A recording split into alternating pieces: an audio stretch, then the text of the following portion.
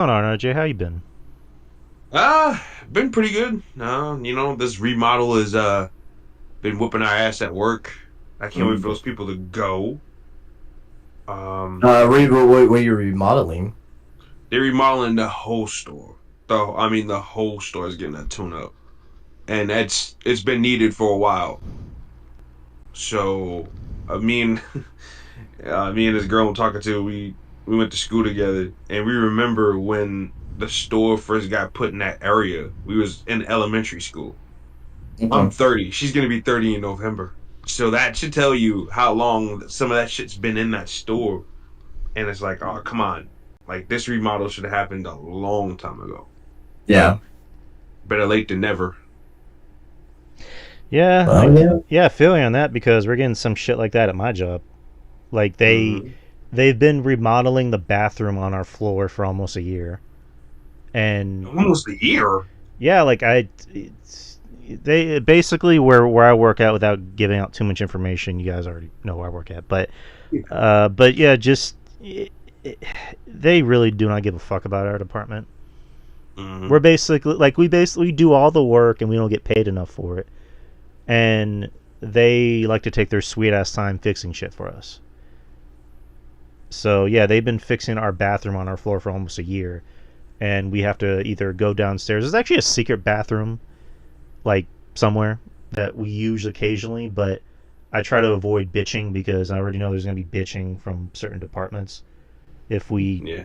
abuse it too much. So we usually go downstairs, which, granted, the bathrooms downstairs I think are nicer and there's actually more stalls. But it's downstairs near the jail, so you have to like walk through all that smell. But um, yeah, just these remodels, like you would think that they would take maybe go a little faster for the employees, but that's just that's being logical. But but yeah, we got everything working now. We're already recording with Craig on Discord, and we're already live on YouTube. So what's going on, guys? Welcome to the experience. It is September 18th, 2024. It's 9:12 p.m. Central Time here in San Antonio. 10:12 p.m. where Mr. RJ is at. Yep. But welcome to the experience, people. You already know me. I'm Drew, and with me, as always. Justin from sorry, my mic is my thing's fucking up here, but Justin from Spinebuster Tees and spinebustertees.com. Yes, sir. And Right. joining or rejoining us tonight from last week's show, where we talked about the PWI 500, but we condensed it to 25, is y'all know him, we love him, and I hope you guys love him better. Is the Brooklyn Savage, RJ?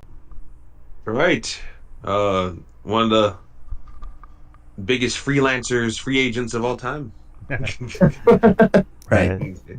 The biggest diamond in the rough in podcasting. Better snatch him up, people.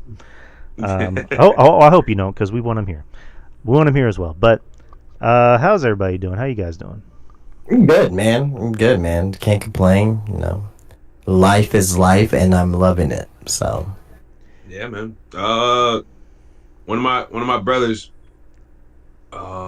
just turned 28 today, so I was oh, celebrating with him a little bit. I spent a couple hours with him at his new place. He's a really he's a fucking caveman, that kid is, and always has been ever since the day I met him. That's what I was telling him earlier, like your work ethic and the way you just take certain things. He can take something and make it, or he can take nothing and then turn it into something. He bought this camper from this from this crackhead for like $500, and he literally put cabinets in it, put flooring in it, put some insulation in it, and he's really trying to turn this camper into a feasible home. So I'm like, yo, like you definitely know what the hell you're doing. So yeah, nah, that was pretty cool spending some time with him a little bit earlier. I haven't seen him in a while, so uh just thought that I hit him up for his birthday, and he was like, hey man, I just got some shit to show you, and I'm like, all right, let's see it. So yeah, that was pretty cool. And it's always a humbling experience getting away from like gadgets, all this technology stuff like that. Like he really lives his life like a caveman. So Mm. it's really the opposite of what obviously what you're used to every day. So it's very humbling to be in the middle of the woods and not have any type of technology. I mean, in these kind of times, living in the woods sounds like it's the better idea. Yeah, that's what he wants to do, and I don't blame him, to be quite honest. I mean, where we were before was like in the middle of nowhere with a Right. dirt road and all this other stuff. And then one of my second places that I lived in South Carolina was a dead end road and everything like that. So it was nothing but woods and deer and this, that, and the other. And the only other thing you heard of, besides like trucks coming down the road was gunshots. So Mhm. That sounds like Huntsville, Texas. That's where my namesake comes from. So Wooded Rose, Back Rose, that's where the state prince is at. Just good old country folk out there. Smell like cow shit, you know. It's good air. Yeah, that's Texas in a nutshell. But yeah, tonight we got a nice little show ahead of y'all tonight, so we're gonna kind of get things, get the ball rolling, so to speak. So we got something planned at the end of the show, which Justin suggested, and I was happy when I heard that. So it's gonna be a fun show like last week. and But I was happy when I heard that. and when RJ's happy, I'm happy. We're all happy. Yeah. Yeah, RJ's got that $1 million smile. So when he's happy, I'm happy. But so as far as the shows goes, we're not gonna like go match by match, segment by segment. We're just gonna talk about each show as a whole: SmackDown, Raw, NXT, and Dynamite if Justin's up to it. But and then we'll sprinkle. We can pass on Dynamite. I mean, I'll do a quick little recap, but it was not a good show tonight.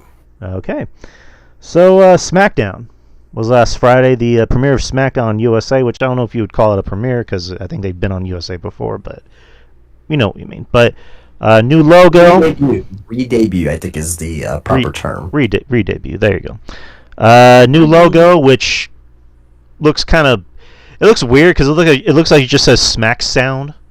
Like I know what they were going for because they were trying to do like the half of the S and half of the D, but I don't know. How do you guys feel about the new logo? I don't like it because when you look back at it 15 years from now, it's gonna look like so 2024. You know what I mean? It's gonna look very what we consider now modern, but when we look at it 15 years from now, I'm like, okay, man, that looks like so like the mid 20s. Can't believe we're saying we're actually living in the 20s, believe it or not. Yeah. Um, Yeah, I mean it's not very good. I mean we'll get to the song in a little bit, but yeah, just I'm not crazy about the design. I would have went with something obviously different, but you know, it is. Some people like it. Some people like it, and if you like it, great. But yeah, you know, I don't like it. you know. But RJ, how do you feel? What do you think about the logo? You think it needs to be redone? Think it could have been different? What do you think? I mean, it could have been different, but I'm not gonna bitch about it though. I just think it's. I'm not gonna tell anybody how they should Right. feel about certain things, right? Like I've never been in the business of that. Don't want to be in the business of that, but Right. I just rather the show be good than a fucking logo. Like this Sure. great thing. Could WWE had tried harder? Yeah, of course, but yeah, I'm not gonna put too much umph into a logo. You know, give me a good show. Give me a good show. That's the best thing you could possibly do for me.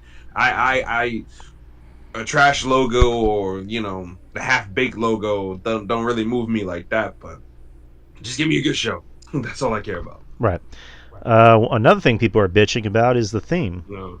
So there's a new theme. It's done by Megan Thee Stallion and another artist whose name I'm blanking on. He's from part of the Korean group, the BTS, I think it was. Okay. It's not the leader, but it's like one of the other guys, one of the other 12 of them. Yeah, I mean, I get why they're going with Megan Thee Stallion because she's obviously a known artist and people know who she is. And if we're up to Triple H, she'd probably go with Rock. which I like rock, but at the same time they're a business and they want to attract viewers, and Megan Thee Stallion, she's popular. The song is okay. I mean, granted, maybe it's because I'm an old man, maybe it's because I'm getting old and I don't like all this modern music, but the song's fine. I don't hate it. People bitching about things that just don't really seem like that big of a deal, and they're like, why not bring back this theme, or remember when this theme was good? And it's like, who WWE's never brought back anything, not one. Right. Like there was one idiot that was like, remember this theme, and it was like a random ass theme from SmackDown, and I'm forgetting the name, but I'm like, yeah, this theme sucked. This is when the show was unwatchable, and you want this theme back? And again, just people bitching about little shit. But I don't know. How do you guys feel about the theme? There were themes in the mid, like the early 2010s. There was There was one that I actually liked. But outside of that, it was pretty bad. Right, but I think I liked the one they had in was it 2016? With Cody Beware jumped on it because they had a song called "This Life," I think. And Yeah. Well, you're not talking about the SmackDown Live theme. You're not talking about no, you're talking about the one before that, right? the one before then. Yeah, that's the one I'm thinking about. That one's okay. That was okay. It was two different versions. I think CFO did one, and then they had Cody Beware, who I like. Cody Beware, he's a nice indie rapper and everything like that. How did it go? Fuck, I forgot how it went, but I forgot how he switched the words up. But it was a nice little update to that one. But yeah, come on, people. I get where people are coming from though. When you hear Megan Thee Stallion and a dude from a K-pop group, that doesn't exactly scream fight music, but the last couple of years have been, the Weeknd. I'm a big Weeknd fan. I'm pretty sure everybody knows that, but he's been taking up WrestleMania, and the Weeknd doesn't have fighting songs. So the Weeknd is not a fighter. No, he's not. Nice. He's a lover, maybe a murderer sometimes, but he's not a fighter. That's true. He's not this overwhelmingly badass guy. But they've used a lot of his music for WrestleManias the last 4 or 5 years. So with that being said, it's like they're going for the mainstream grab of, okay, if I hear Megan Thee Stallion on the SmackDown show, then oh shit, this has got to be cool, right? This has got to be what's in. Yeah. What's your so I think that's what they went for, and hey, smart business move if that's the case. You can't have rock. I mean, I like rock music too. It's intense. It matches the There's no real rock songs anymore anyway. So why? No, of course not. But I get where certain people are coming from too. Where okay, you want that intensity to get you pumped up for the show, but at the same time, like I said, it's a good business decision to have Megan Thee Stallion open the show because, okay, you hear this and you have to see what happens now. And I think the new intro is fire, by the way. It's fantastic. The new graphics are slick, too. Slicker than, Diddy's Mansion. Like, it's absolutely, it's clean. It's really clean. Diddy's Mansion's not clean, but, that intro's clean. Yeah, Diddy got diddled. The name of that theme from 2015 is Black and Blue. Black and Blue, I come for you. Mr. was always true. Yeah. I take it, the demons I forget. That was it. Yeah. That one was. All the ones for that time frame, I was like, okay, I can kind of tolerate it. Not great, but I can kind of tolerate it. But anyway, the theme, I'm totally fine with it. People need to get out of the head of a lot of these people that are complaining, or people that are like my age, grew up in the Attitude Era, and they're used to this hard rock, heavy metal stuff, right? And they're like, oh, this doesn't pump you up for a wrestling show. No, it doesn't pump you up for the wrestling shows that you remember. This is a different crowd. This song here, it just dropped last week. So this is a brand new song that we will see, because you got You got I guess two big names in the music industry that it could be possibly, not saying that will be, but it could be possibly a number one hit, right? If this song becomes a number one hit, it's gonna be looked at as the very cool in thing to do. Oh my god, WWE, they're using this song, this number one hit song for SmackDown. So I think it's fine. That's number one. Also, number two, this is the most important thing. I don't know if you guys noticed over the last couple of years, but wrestling in general has become way more hip hop than rock. Yep. No, you definitely. There's been way more black fans than ever before for wrestling. You see all the memes and stuff, and how and the type of language that they use, and they're using a lot of language that is, from today, right? Modern. There's a lot of black fans that really starting to appeal to pro wrestling, just like how a lot of black fans appeal to anime. And there's a lot of new black fans that is starting to get into pro wrestling. You know what I mean? They're closet fans, but you can clearly see that there's a lot of black fans getting into pro wrestling. So the fact that WWE knows this, that's why they got Wale for the NXT 2.0, right? And that's why NXT has been predominantly hip hop. NXT, Ollie J and all these other. Yeah, they bring Ollie J back. They can keep Sexy Red. Bring Ollie J back. Well, Sexy Red's going to be back up there, at I know. I cried. Well, anyway, I mean, at least, and I told Drew this. At least Sexy Red's a wrestling fan, and she's confirmed that. Yeah. Yeah, I mean, Holly J. I don't know if she really fucks with wrestling like that, but Sexy Red, I mean, you got to pick your battles, right? Yeah. Yeah, it's just like whenever they bring a lot of these artists in, it's like with Jelly Roll. Like, I'm not a Jelly Roll fan of his music, but at least he likes wrestling. Yeah. Like he's not just like, I saw Stone Cold Steve Austin. Like, no, he actually likes the product. Right. And he legit, and for what it's worth, he seems like a nice guy. So he's someone, and he's also putting out hits that people like. Maybe not things that we like, but it's like, hey, our music and our time has passed us by, and there's a new generation of music fans. So, and they see Jelly Roll as a big music act. They see, Megan Thee Stallion or Sexy Red as a big music act. So, yeah, it's just, again, at the end of the day, it's just, you want to bring more eyes and ears to the product, and these are people that bring more eyes and ears to the WWE's product. The biggest thing for this is that, so here's a couple of things that people are not really putting two together. One, Mercedes. The reason why I mention Mercedes is because Mercedes has been hanging around with Megan Thee Stallion, and possibly want to try to get Megan Thee Stallion involved with AEW. I don't think that Megan Thee Stallion would do something with WWE and AEW at the same time. I'm pretty sure WWE is like, we'll pay you this money to use this song, but you gotta cut your ties with the AEW as far as like publicly, right? Hang out with Mercedes, whatever, but we don't want you to go AEW. That's number one. But also number two, Megan Thee Stallion, she is a wrestling fan too as well. Probably not as big as Sexy Red, but she knows of wrestling. She's familiar with the product. She probably doesn't watch every week, but she's a casual. Do you think that WWE may want to try to get Megan Thee Stallion to perform at WrestleMania? Yep.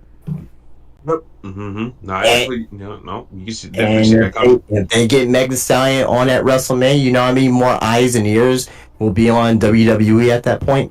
That Megan Thee Stallion is gonna tweet this and put this on her Instagram and stuff like that, saying, seeing her hanging out backstage with like people like Cody and Carmelo Hayes and just whoever else backstage, and there's gonna be people looking at this, and there's gonna be women that's gonna be like, oh man, looking fine, and you're gonna see Megan Thee Stallion hang out with Bianca Belair and Jade Cargill, and you're gonna see the men like, damn, that bitch fine, them bitches fine. You know what I mean? It's gonna get them to watch. So I think it's a very, very great move from WWE. Even though, I like the song, I think honestly, to be honest, I really don't see it as a wrestling thing. But I have to get my head out of 90s, 2000s hard rock and seeing that this is the new normal when it comes to wrestling and wrestling themes. So, yeah, at least for WWE, at least. Right. All right, so SmackDown, the re-debut was in Seattle, Washington, at the Climate Pledge Arena. Show opens with Triple H, basically welcoming everybody to the show, and the begins with Cody Rhodes versus Solo Sikoa in a steel cage match for the WWE Championship. Overall, I mean, I thought it was a good match. I thought it was maybe maybe it's just me. I thought it was maybe the best I've seen Solo look. Yeah. I was a little surprised. Same thing. Yeah, I was a little surprised. I mean, again, maybe it's just how I feel. I was a little surprised that there wasn't as much bloodline fuckery. Granted, it is a steel cage match, but I was expecting like something along the lines of like Cody would try to escape the ring, and like one of the Tongas would be there to like be like, yeah, you know, you're not going to come down here, or you know what I mean, like, or close the cage on him. But for the most part, it was a very straightforward match, and you got to see Solo actually wrestle on his own. Like I said, he looked pretty good out there. I'm going to say something. I know Justin's going to get mad at me. There was blood.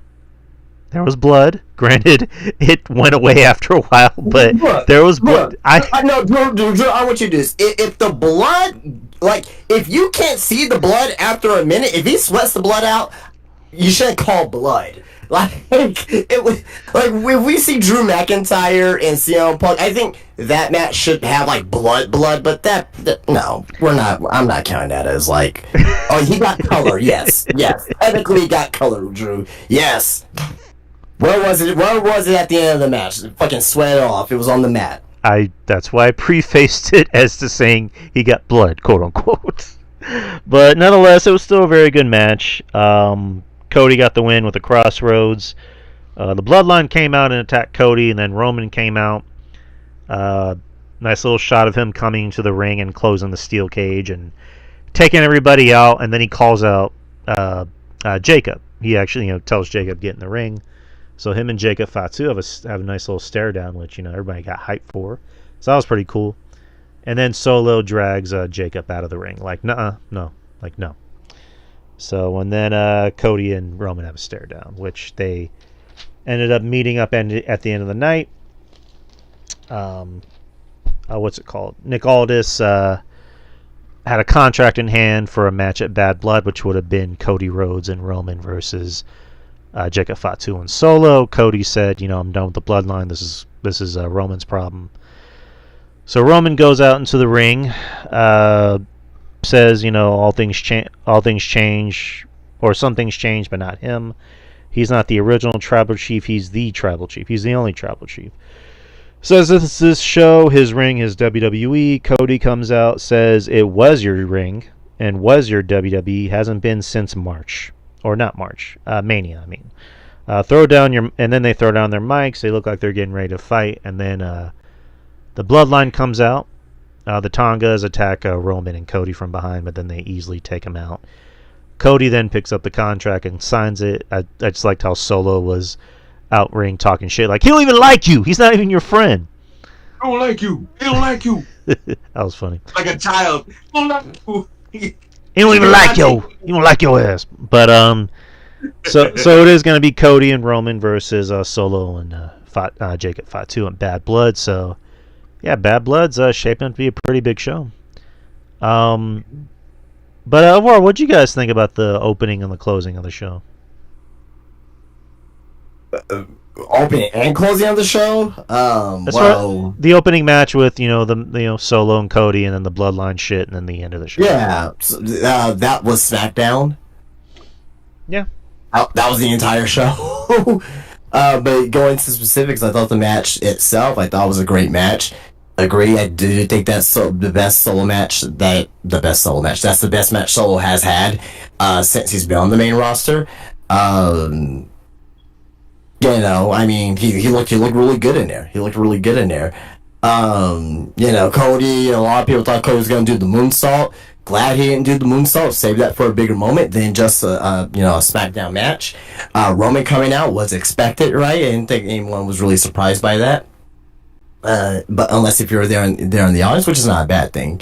But also on top of that as well, came out, did the save, and you come down to the end of the show, a little tense promo between Cody and Roman, right?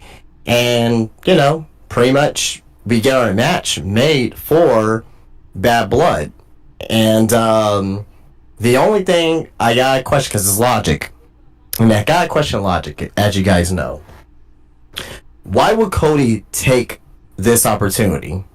He said that he's done with the bloodline. I said the same thing.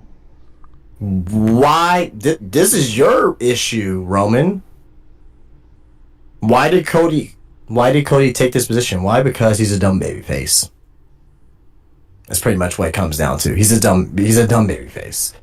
So am I excited for the match? Of course. Do I think the match is gonna be great? Of course. But also at the same time, I just have to question that logic, though. But I thought both segments were very, very strong from beginning to end. Yeah, it was funny. I was thinking the same thing as you, that logically, why is Cody taking this match? Because I was thinking that it was going to be Jimmy that was going to come out and answer the challenge as Roman's partner. Like, I thought that would have made more sense, but I looked at it as like they needed something for Cody to do. Oh yeah, Cody's gonna be on the show. We knew that, but I'm just thinking.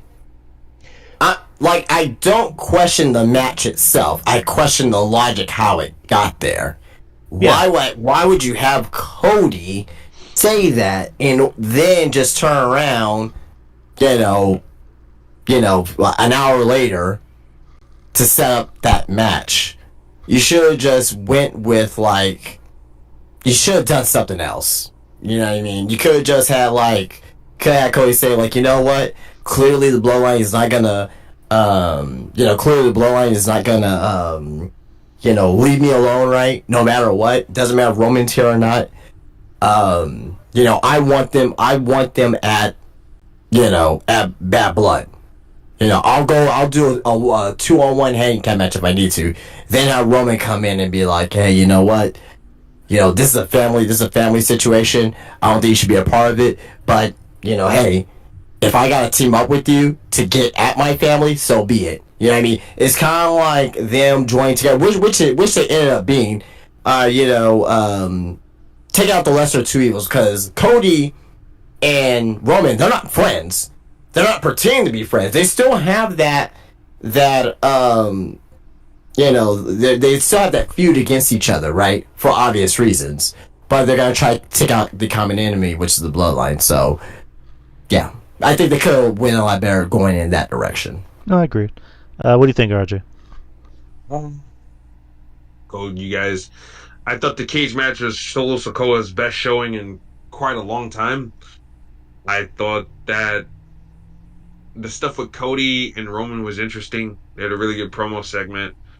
But then, once again, with Cody not taking, telling all this that he was done with the bloodline, but then taking the match at the last sec was, it was kind of head scratching to me. But maybe I just chalked it up to Cody Rhodes being the ultimate good guy. Like you always call him all the time. What do you always call him all the time, Drew? He's Captain America. Yep. Captain America always tried to do the right thing, whether it's for the country or for his friends, Bucky in particular. So I just chalked it up to Cody just being this babyface, realizing that, oh shit, this guy, he might have done terrible shit, but now he's a guy in need. He needs my help, and as champion, as a locker room leader, it's his duty to kind of just step in and fill in. So, all right, I just chalked it up to that. I didn't really try to overthink it, but maybe a little segment in between to kind of force Cody's hand, a decision, or try to give us a little bit more of a reason besides just imagining or trying to come up with a scenario in your head would have been nice. But I guess maybe we'll get an explanation on Friday as to why. So I won't hold out that possibility, but I thought it was fine. It's like it's like Captain America and the Thor teaming up. That's the best comparison I can come up with for Roman. But I was gonna say Wolverine.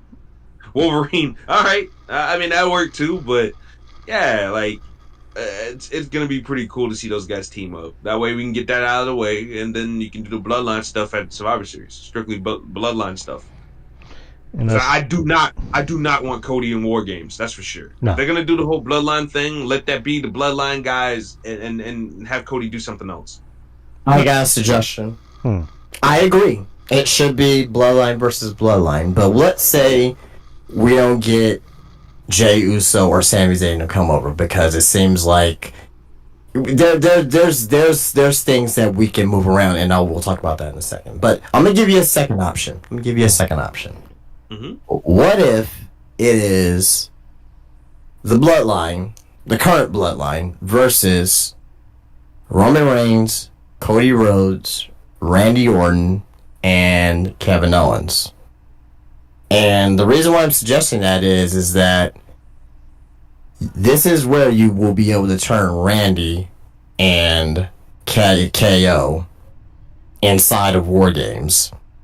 Because we know how KO feels about Roman Reigns. He didn't want to get a title shot that Cody was going to give to him until Nick Aldis was going to try to give it to Roman. Then until Kevin was like, hey, no, I'll take it. Yeah, Roman Reigns, he doesn't deserve this. We already know how Randy Orton feels about that. This will be a great way to get Randy to turn heel because, remember, Randy Orton was taken out by the Bloodline, and he was taken out 18 months. And maybe he'll see it as a backstabbing. Him and Kevin Owens will see those both as backstabbings from Cody Rhodes. Hey, you're backstabbing us. You're backstabbing us to join with Roman, to team up with Roman. And maybe they'll plot something inside the War Games match where that they will just turn on Cody and Roman. Just saying. The story's there for it. So if we don't do Bloodline versus Bloodline, I think they could tell a story with those four too. Yeah, it makes sense. I mean, because RJ just brought up, what I've been saying about Cody is Cody's Captain America. He always wants to feel like he's doing the right thing, but at the same time, he kind of inadvertently might turn people against him, kind of like Captain America did. So, yeah, I think that would make more sense as far as how do we get to a heel turn with Randy and Kevin? Because it seems like it's getting there with Kevin, and now you got Cody aligning himself with Roman, and so for a guy like Kevin, it's like, dude, we spent a better part of 4 or 5 years trying to bring this guy down. We finally did. Now you want to be friends with him? No, fuck you. And then same thing with Randy. Randy would be they tried to end my career, and now you want me to be his friend? No, fuck that. So, but yeah, I mean, that sounds like a good idea because I think for the match that people have been imagining and also we've been imagining is, Bloodline versus OG Bloodline. But I think, because Survivor Series is in 2 months, and if they wanted to do that already, they would have started. Oh, they need to start now. Yeah, they would have had Solo coming out and try to fuck with Jay's matches on the pay-per-view, or same thing with Sammy. So I don't know, they should have done it already, but they haven't, unless they're gonna rush it, which I really hope they don't. But yeah, I think I like your idea better. I think your idea makes more sense because you can have 2 stories, more than just 2 stories unfold in that match. But I like your idea. Speaking of Jimmy, Jimmy's dad, who's also Jay and Solo's dad, Rikishi, put out Rikishi, there you go. Rikishi Fatu. No, he put out a very kind of a cryptic tweet, but not so cryptic, about Jimmy. He put, "Dear God, for strength and health to continue. Hashtag Jimmy Uso. Hashtag WWE Bloodline. I know why and Fatu. Stay prayed for my boy. Hashtag Jonathan Fatu," who is the shoot real name of Jimmy Fatu. Or Jimmy Uso, but not really sure what that means. I know the talk of Jimmy being out was for an injury. We're not sure how serious it is. I know Sean Ross Sapp debunked it, but can't believe everything Sean Ross Sapp says. But for the record, again, we gotta take these analysts. I'm not a big Sean Ross Sapp guy, but he said he was told from WWE, so. Right. He's just reporting it, so it's not necessarily not trusting what Sean Ross says. Is trusting the source that's giving him the information. So he's just reporting it. That's all. Right. Okay, but nonetheless, Maybe Rikishi's just praying for his boy to get TV time. You Ri- never know. Oh well, I'll say. He's really starting to get on my nerves. By the way. no, I'm with you on that 100%. I'll say this. I'll say this. Then we have like this type of spirited conversation, not to this degree, in the reference to Bray Wyatt coming back to TV. Yeah, That's true. we did. I'm just saying. Again, I don't want to. I honestly don't want. Yeah, I mean, I just again, I don't want to think the worst. There were talks like, "Hey, I rather him not be on TV," and you know, so which I feel like I did. Quite lightly on this. Right. This is all I will say. Hope is nothing serious. Right. Hope what she's saying is nothing serious about his health. And I hope to see Jimmy Uso back on TV healthy and ready to go to wrestle. That's all I'm going to say on this subject. Yeah, like Rikishi, I get where he's coming from on most parts when it comes to talking about his boys, but sometimes it just, if I'm Jay, I'm like, Dad, you gotta be cool. Again, we can't say that. What if it is serious? Right. They would look like assholes for even talking about it. You're right. Again. No. I think he's talking about talking about other things, like the whole thing with like Jay and Rhea, and then talking about. Well, that has nothing to do with this here. Right. The subject is, I get that. Whatever's in the past, yeah, I agree, right? For this subject, I'm not going to play around with. Right. You know what I mean? I'm like you. I'm probably going to leave it alone. I'm just going to leave it alone after this, but. Yeah, no, I hope Jimbo's good, though. Like, yeah. I hope it's nothing serious. I wish that.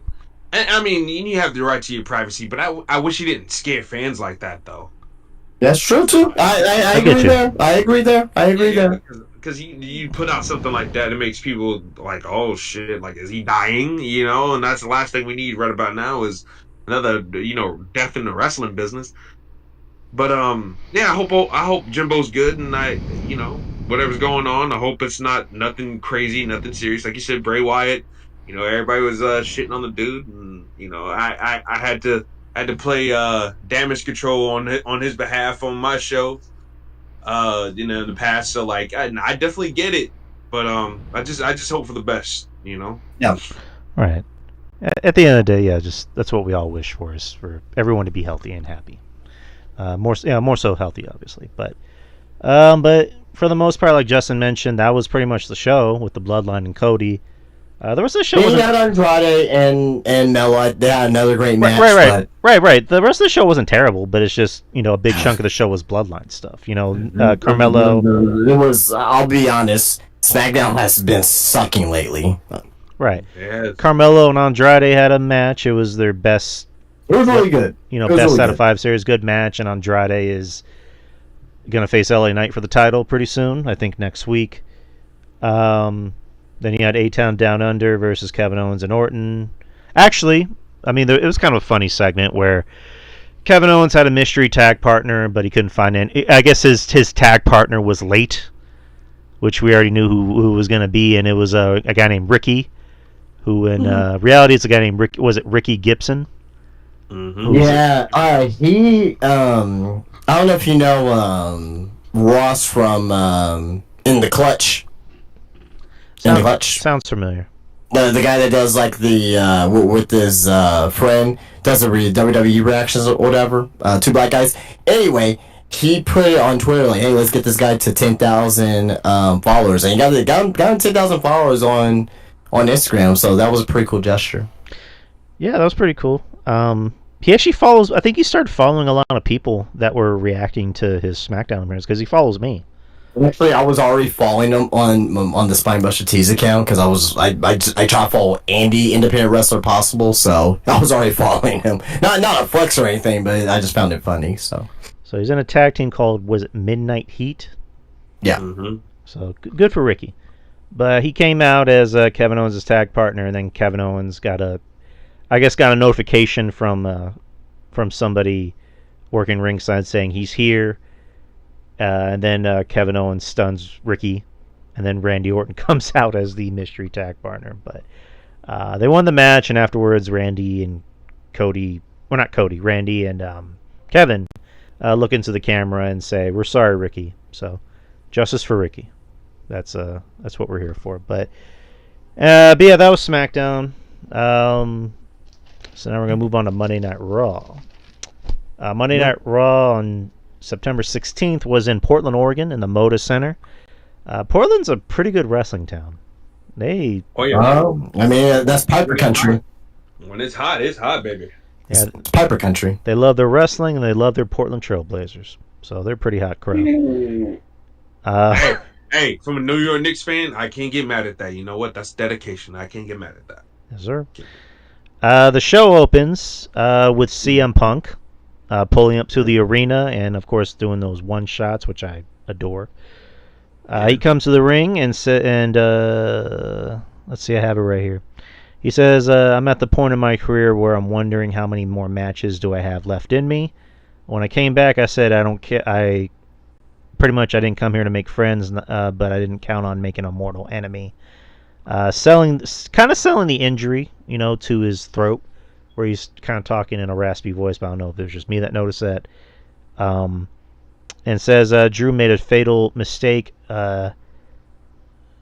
dragging my wife and dog into this, and that he couldn't get the job done. Says his family begged him not to do this. Says he's doing this. Last time he was in Portland, he told Drew, "If you keep pushing me, you'll get the devil himself." Says he can't kill him, but he'll make him bleed, and Drew is going to have to kill him. I'm prepared for this to be the end of CM Punk, and if you're prepared for this to be the end of Drew McIntyre, then I'll see you in hell. Great promo. Really good promo. There's a promo that was needed for this feud. Oh, yeah. I know there's been a lot of complaints with Punk's promos where he seems too happy-go-lucky, which I get it. This brings back that angry CM Punk with more vitriol. Kind of like that Ring of Honor CM Punk that we've been missing for a while, but great promo. Obviously makes the Hell in the Cell match mean something. Says he's going to make Drew bleed, so I wonder what we're getting in that match. But what'd you guys think about the promo? Again, I thought it was the promo that was needed for this here. That's number one. But also number two, he said he's going to make him bleed. This is what I need. Where we saw during MJF and CM Punk that dog collar match, I need to see that type of level. Not like Punk was like fucking like super red, but it doesn't even go that far. But it needs to go as far as possible under the PG guidelines. Agreed. Far as possible. I need to be on the 1 inch line. I don't need staple guns. I don't need chair shots to the head or anything like that. You know what I mean? That's not necessary, right? It will add to it, but it's not necessary. I just need a physical match. Want it to be inside Hell in a Cell, and I need to see the effects of the match on both competitors. I want to see I don't need to see a Mick Foley cage bump, but maybe like the Kevin Owens one, the Kevin Owens or like the Dean Ambrose and Seth Rollins, something off the side of the cage. That's if we get that plus the blood plus a very well told story in the ring and a great ending, then that's all I really care about. So, but I thought this promo was damn good. Agreed. Of all the AEW matches I liked, I really, really liked Punk's match with MJF, the dog collar match. I really liked that. One thing I did appreciate about it, I liked Punk's entrance when he came out doing the Ring of Honor entrance. He brought back the AFI theme and was wearing like his old school like fighting shorts and like the jacket. I really hope he does that for Hell in the Cell. Just to kind of give it that big fight feel. He ain't gonna do AFI, but we could get this Spider Burns, Killswitch Engage. WWE is gonna be so in the news. We'll get this out the way now. WWE is gonna get rid of CFOs by the end of the year, and it looks like they may go into whatever. We know. The dumb fucks, the dumb fucks with the AI music, Def Rebel, right? They're gonna get rid of them at the end of the year. And they're going to end up, doing more mainstream music. So I think this could be a test to where we can be able to maybe hear some more mainstream, not mainstream music per se, but more copyright artist music. So I think it'd be a great idea for WWE to borrow Killswitch Engage's theme for one night only, and come out to this Fire Burns and and just do that, because I think that would get a huge pop. And it'll add to the match. Right. I wouldn't mind it. I again, personal preference. I would like if they brought back, or just for one night only, the AFI theme. That's just me. But you hate this Fire Burns, huh? No. I like this Fire Burns. I just think it would add more to the match if Punk, was like, I got to go back to my roots. I got to go find that dog in me. Wouldn't this Fire Burns be that?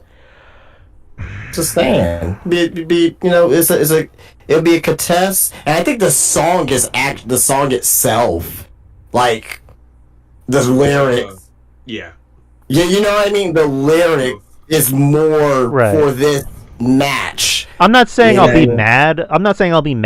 But I'm just saying, like, if I hear it, I'll be like, oh, that's cool. I missed that theme. Because every now and then I'll listen to that theme. I'll get hyped up, especially when I'm working out. I'm just saying, personal preference. If I had to, like, wave a magic wand, I'm going to hit that song. You know what I mean? But and plus, a lot of WWE fans don't know they. Yeah, I was going to say,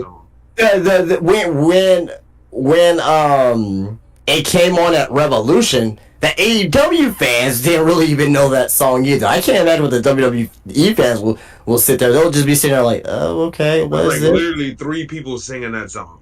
Yeah, exactly. On the top of their lungs. Yeah, I think more of the WWE fans will know, especially like the casual ones, because a lot of casual guys, they really use the fucking network, and they'll go back and watch old shit. So. Yeah. RJ, thoughts on the promo? That was good. It was what you needed for the Hell in a Cell. I agree. Punk's been, I'm happy to be back. I love the fans. This, that, and the other. He needed to cut something with some fire and some passion, and that's what he did Monday. It was one of his best effective. Because I'm not gonna say those promos, him talking about being back and loving the fans. I'm not gonna say those are not good promos, because they are good promos, good touchy promos, but. For what we're talking about here, Hell in a Cell, the intensity needed to build towards a Hell in a Cell match. I thought CM Punk went out there and he delivered a great old-fashioned CM Punk promo with some vitriol and a little bit of venom there. So I thought it was very effective, and yeah, just really good stuff on the Punker.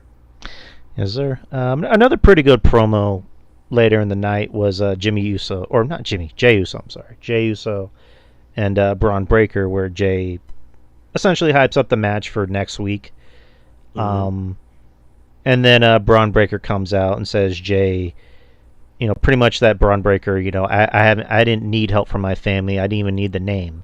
I dominated on my own. Like, Jay, you've been here for 14 years. I've only been here for 6 months, and I've done more than you. Yada, yada, yada. And then says, you're nothing without your family. And then Jay, says, I have been here for 14 years and I won gold. And next week I'm going to dog walk your ass, which is something Jacob Fatu said in a promo one time. Again, I'm not trying to say Jacob, cornered that phrase. I'm saying I heard him say that in a promo in MLW.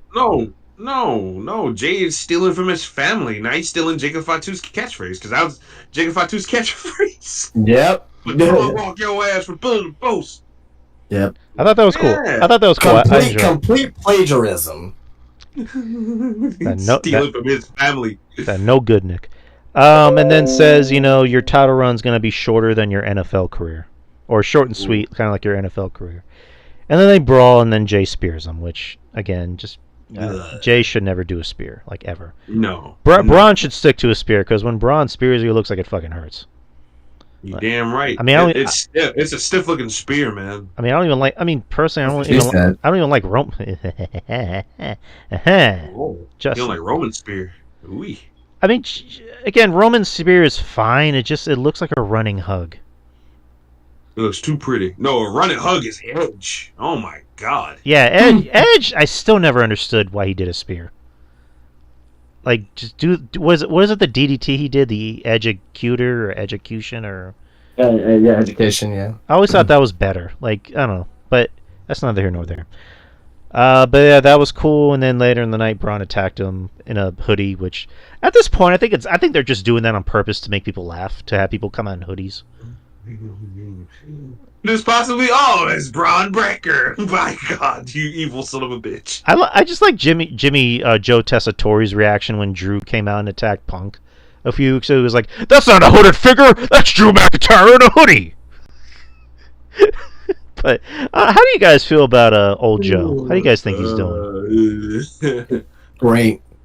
Yeah, I think he's doing a fantastic job so far. I love him. I think he has a voice made for radio. Like I haven't heard his other stuff with ESPN, but I'm just going by what I'm hearing. His NFL and college football. I mean, I've been listening to him for years. I mean, football, boxing. So, like, especially in boxing, like he has that natural voice for combat sports. Yeah, like one thing I appreciate about him is that he knows when to slow it down. Because I like Michael Cole, I like Corey Graves, but there are times where I feel like they dial it up too much for situations that don't require it. Whereas Joe knows where to bring it down. Like when there's really nothing happening, he's still entertaining, but he likes to keep his voice. I guess his indoor voice is what I'm calling it. But like when stuff starts happening, that's when you hear him go, "Oh, Drew McIntyre's breaking the beats!" Like that's, when he knows to, bring it back up. So I think he's doing an amazing job. But RJ, how do you feel about Joe? Well, I think he's got the perfect voice for announcing and everything like that. Because people, the knock that I see, in some of the group chats and stuff is that he does talk a little slow and that he's not as animative as Cole and Graves, but I think that's perfect actually. Let Barrett be animative. Like you don't need to have both announcers be over the top and animative. So I like the fact he's calling like if it's like a real sport or right. Exactly, and he's just smooth, and I really enjoy his pace as well. It adds something different to the show, and he sounds like a pro's pro, bro. He doesn't sound like some Smo Joe out of his mom's basement trying to be an announcer. So that definitely helps. Excalibur. Oh God.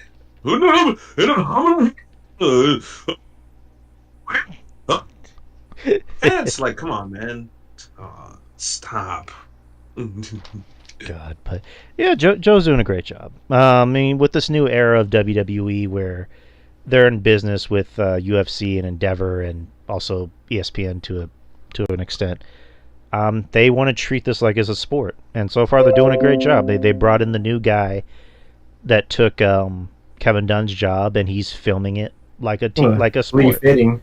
Yeah, Lee Fitting, where it's pun intended, it's very fitting for how he's making the show look. So I love it. I appreciate it. I love little things that work out. So for the rest of Raw, you had Natalya versus Zoe Stark. Natalya won. Okay. World Tag Team Championships. You had the New Day versus Balor and JD. Good match. Just the referee spot I thought was stupid. Like the whole, like when he's trying to break up everybody outside. It's like that. Why do you care? Yeah, exactly. Why do you care what these idiots are doing on the outside? Pay attention to what the fuck is going on in the ring. Yeah, exactly. Which leads to possibly Xavier or maybe even Kofi turning on Xavier. You never know. After which Xavier and Kofi get into a fight backstage where Kofi's like, it's just us. We can't. We don't have E anymore. And Xavier pretty much doing the Owen Hart thing of enough is enough and it's time for a change. So. I'm sorry. I am not a nugget. Yeah, there you go. Yeah, Bronson Reed versus Braun Strowman, which technically didn't happen since the top rope broke, and which that was cool. Which they fought backstage, and whatchamacallit, Braun ended up I guess spearing technically Bronson through the wall, and I liked everything up until that point when it went through like the fucking sheet wall and like fucking like cans fell down. That was a little bit too cartoonish, but I thought it was an excellent segment. Yeah, agreed. Yeah. Also, other Judgment Day stuff. There was a backstage segment with Finn and Rhea where Rhea gets a little emotional. You know, she's like, I tried to keep this family together. And then Finn admits something where he's like, you know, I was the demon on Dom's shoulder. I told him to go after Liv. It's like, oh, Finn, you bastard. You no good bastard. So there's that. We know. We caught them out of the car together. Mm-hmm. And I joined. No. Hey, yo. Sami Zayn comes out, talks about challenging Gunther for the World Championship. Says he's got in his head. That's why Gunther keeps turning him down. And then Ludwig Kaiser comes out, and Sami tells him to stop speaking. Sami and grow some balls, and pretty much, I guess, trying to like be a shit stirrer and like have Ludwig, you know, stand up for himself eventually and turn on Gunther. And then Gunther comes out and asks Kaiser, "Is there something you'd like to tell me?" And then he ends up attacking Sami, and then Sami gets the upper hand eventually. So that leads to, oh no, then he tells Sami, "As per your request, it remains no." Yeah. Yo, what does Sami Zayn have to do in order to get this title shot? Fuck Gunther's wife. No, I'm playing. Oh wow. Well, I'll talk about fucking on the show. I don't know. He's gonna have to like really piss him off. I'm gonna give it to you. I'm gonna give it to you. X gonna give it to you. I just don't know why I just randomly thought of this. Like, somebody asked Gunther about Joe Hendry. He's like, "Do you believe in Joe Hendry?" And Gunther's response was, "Actually, no, I don't." Oh man. Oh god. Gunther's a good shit talker. He's a good shit talker for more than people give him credit for. But you had Bianca Belair versus Io Sky in a fantastic match. These two really went at it. They just went out there and stole the show. Mm-hmm. I had some notes on these because I said these two are really showing out tonight for a Raw. It wasn't a pay-per-view, but again, I'm not saying you have to hold back, but these two really went all out. It was like watching NXT Black and Gold out there. There was a bit in the match which I thought was phenomenal, where Bianca has Io in position for a vertical suplex while she's walking up the steps. Like, I forget how much of a physical freak Bianca is. And then Io wins. Go ahead. You know what really impressed me? If Bianca did that to somebody, I don't know, somebody bigger than the Io Sky. I mean, visual on paper, it's a good spot, but then you realize how tiny Io Sky is, and you're like, is it really that impressive? It's to me because I can't fucking do it. So I mean, yeah, but it's like, I mean, walking up the fucking steps while she's holding this girl up, that takes a lot of strength. That's impressive. I don't know. I want to see her do that to somebody. You really want to impress me? You want to knock the socks off me? Do it to somebody Jade's size. Ooh. I mean, she technically kind of did it to Otis whenever they're doing like some competition thing, and she like deadlift Otis like he was nothing. Otis is nothing but a big bag of hot air. God damn. Oh, really? Man, you're living up to your moniker. You're a savage tonight. Yeah, you son of a bitch. He loses every match. I used to be a big Otis fan, but not anymore. He loses every fucking match. You're like, fuck him. It's getting increasingly hard. And Tozawa, he's like he's getting a paycheck right now. And Maxine, oh, forget it. I'll get canceled. Say it. Come on, say it. I want to hear you say it. Maxine, the red light district is calling your name, honey. Oh. That's a little bit too savage. I'll leave it at that. No, I'm just kidding. Shit. Maybe Brazzers, but not the red light district. Come on. Oh my god. Wow. I still think it's funny that Otis wears a shirt that says "Free Otis." It's like, you've been free for like 2 months, dude. What the fuck are you talking about? Like, yeah, I don't get it. They need some retuning over there. Exactly. And then the main event, you had Damian Priest versus Dom. It was a fun match. The crowd seemed really into it, as I put in my notes. There was a nice little camera shot where Liv is standing in front of the announce table, and then Rhea just like tackles her ass over the announce table. So, but it ended with Damien winning with South of Heaven, and then they kind of did the bit from a few weeks ago where Rhea's getting beat up by Liv, and Damien has to watch, and then they did it with Rhea having to watch Damien get beat up, and the show ended with the heels on top, which they haven't done that in a while. So, but that was Raw. Raw was a good show. Like I said, the Portland crowd, they made the show fun. And Drew, and I can add this real quick. Like, there was a lot going on. The shows flow a whole lot more better when there's a lot going on. When the show is not just in one basket, when you don't have all the eggs in one particular basket, like the Judgment Day basket, and that's it, and the rest of the show just suffers. There was a lot going on here, and when that happens, it makes for a great show. Triple H, use this formula and repeat it. Repeat it. You know what I'm saying? Everything, I'm not going to say it was must see, but it was like, oh shit. You got to pay attention to what's going on here from seg to seg and match to match. Because there was just a lot going on. So, yeah, I think Triple H needs to, focus on making that a reoccurring thing. So the show was definitely paced well. Like, there was never a point where I felt bored or... I mean, I was gonna say look at my phone so I can tweet what's going on in the show, but like, there's never a point where I'm like, oh, this shit's still going on.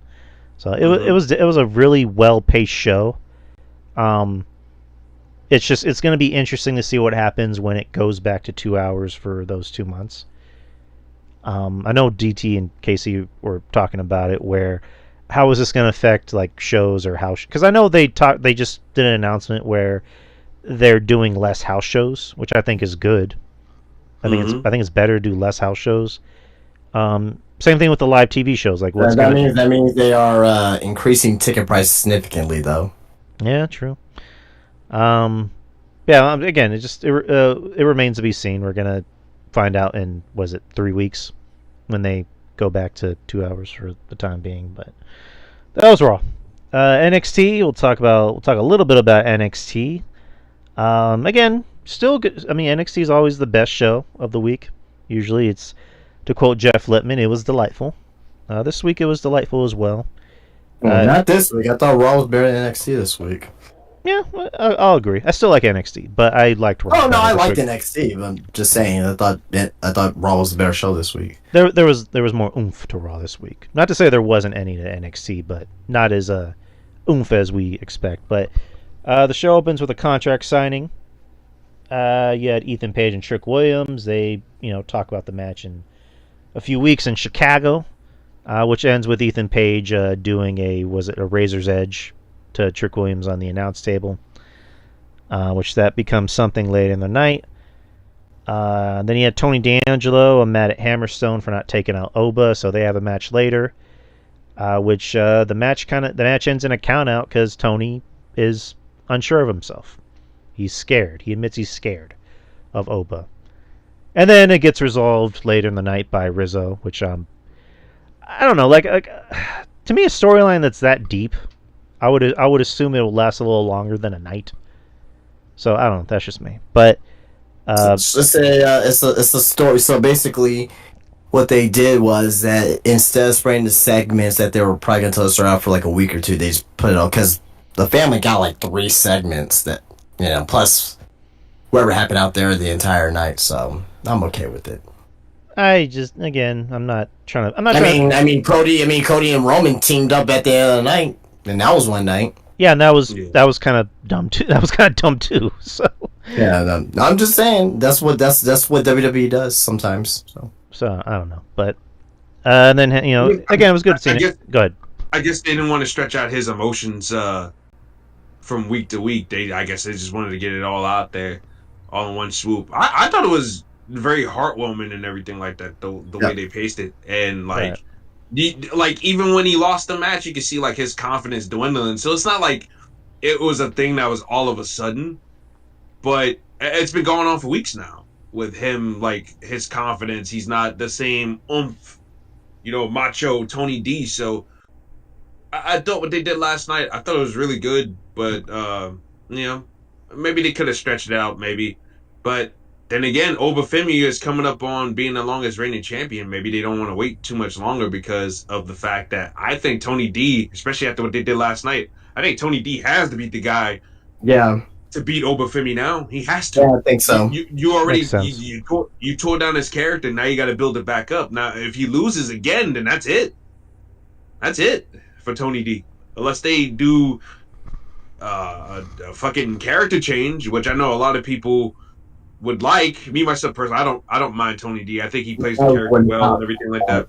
I love what Tony. I'm like. Yeah, I love it. Yeah, I like Tony D's character. I mean, like it's not great or whatever, but it's so over the top. But like also as well, like he, how should I say, he has used that character to really push certain storylines as well. So like killing off 2 dimes. dimes, yeah, killing off 2 dimes, right? You know what I mean? Killing off Damon Kemp. fucking fuck man, a no core catch crew bitch. Damon Kemp. Yeah, Damon Kemp. I'm sorry. Yeah, Damon Even Kemp. Yeah. Gulak, he got Gulak too. Yeah, Gulak killed off him, so it's like I mean, I don't know. You know what I mean? I think the character's fine. I just like the idea of like WWE killing off people. It's like they'll just have Tony kill him. Yeah. That's funny. Yeah, the rest of the show was announced that Randy Orton will be wrestling at the St. Louis show on October 8th, which they had to move that show to a different arena because the original venue wasn't selling well, so they moved it to a 3,000 seat arena venue, which good idea. Which Randy Orton will be wrestling that night. The death of NXT is in effect. Yeah, I know, right? Dying. They're scared. Dying. Randy Orton will be wrestling on the Oh, show. yeah, I mean that's what we'll be saying about AEW if they would have went to. Well, if they would've went to that the route. difference between them is AEW thinks they can sell out these arenas. WWE saw that and went, nah, let's move to a smaller venue. So Which is what I still think the conversation will be the death of AEW. That's all I'm saying. I mean, that's one of many reasons why the death of AEW. Anyways, that's neither here nor there. But You see what I mean? I just- You see what I'm saying? exactly. But anyways, Randy, go ahead. No, I was going to say that's what it should have started to begin with because Yeah. while NXT's fun and all of us like it, NXT is not going to make the consistent business that No. a Raw or SmackDown does. So start off with the intimate arenas, and then if those start to pack out, then you can expand to bigger buildings. Then this is a daily show too, a weekly show, not a pay-per-view either. So Right. I think them going down to this arena more fits and suits them. Chicago is fucking Chicago, right? That's like the hottest wrestling market, in the United States. And plus you got Punk there too, so that also helps. You're right. And I mean, the analogy I always make is that in San Antonio, the Frostbrink, arena is where the Spurs play, and that's where they're going to have, Raw or SmackDown whenever they come here. The smallest, I mean, I won't say the smallest venue, but like, I guess the substitute to that of like an arena that's not that big is, Freeman Coliseum, which is right. Boeing Center. It's Boeing. It's now the Boeing. Okay, then I'm wrong. Yeah, that's where Slammiversary was, right? Or Victory Road. Victory Road, yeah. So It was a hell of a show too. Actually, I actually went down to the arena on Friday too after SmackDown. I didn't get to go in or anything like that, but I was just catching the vibes out there. It was pretty cool. There were a lot of people that were very happy. we were gonna go, but so like long story short, the website that I went on to try to Tickets get were this, sold out. well, no, we were gonna get general admission tickets, but then they decided to add like extra fees, and like it was gonna be 3 people, and I thought it was gonna be like $60 plus tax, and it ended up being like $92. I'm just like, shit. no, I'm not spending $92 on this shit. So, but yeah, the Boeing Center, like Justin mentioned, that's the new smaller arena in San Antonio, so NXT can do their shows there, and like RJ mentioned, it gives off a more intimate look to the shows. So Yeah. Did you see any of the pictures from Victory Road? I saw one, and like the crowd looked like it was a sold out crowd, so good for them. This TNA, it was their biggest attendance in the United States and their biggest gate in the United States this year. Last Friday and Saturday. Hell yeah. See, thank you, San Antonio. Might want to take some lessons, Corpus Christi. But going back to NXT. So Randy Orton will be on the St. Louis show on October 8th. And he pretty much said, hey, Javon Evans, let's go. So Javon Evans will be wrestling Randy Orton in St. Louis. That'll be a fun fucking match. Absolutely. I mean, I like Javon, and fuck, someone put out like a fact that when Randy Orton won the when he won his first world championship in 2004, Javon Evans wasn't even born yet. Yeah, that is nuts to think about. Yep. But again, I like that shows how good Javon Evans is.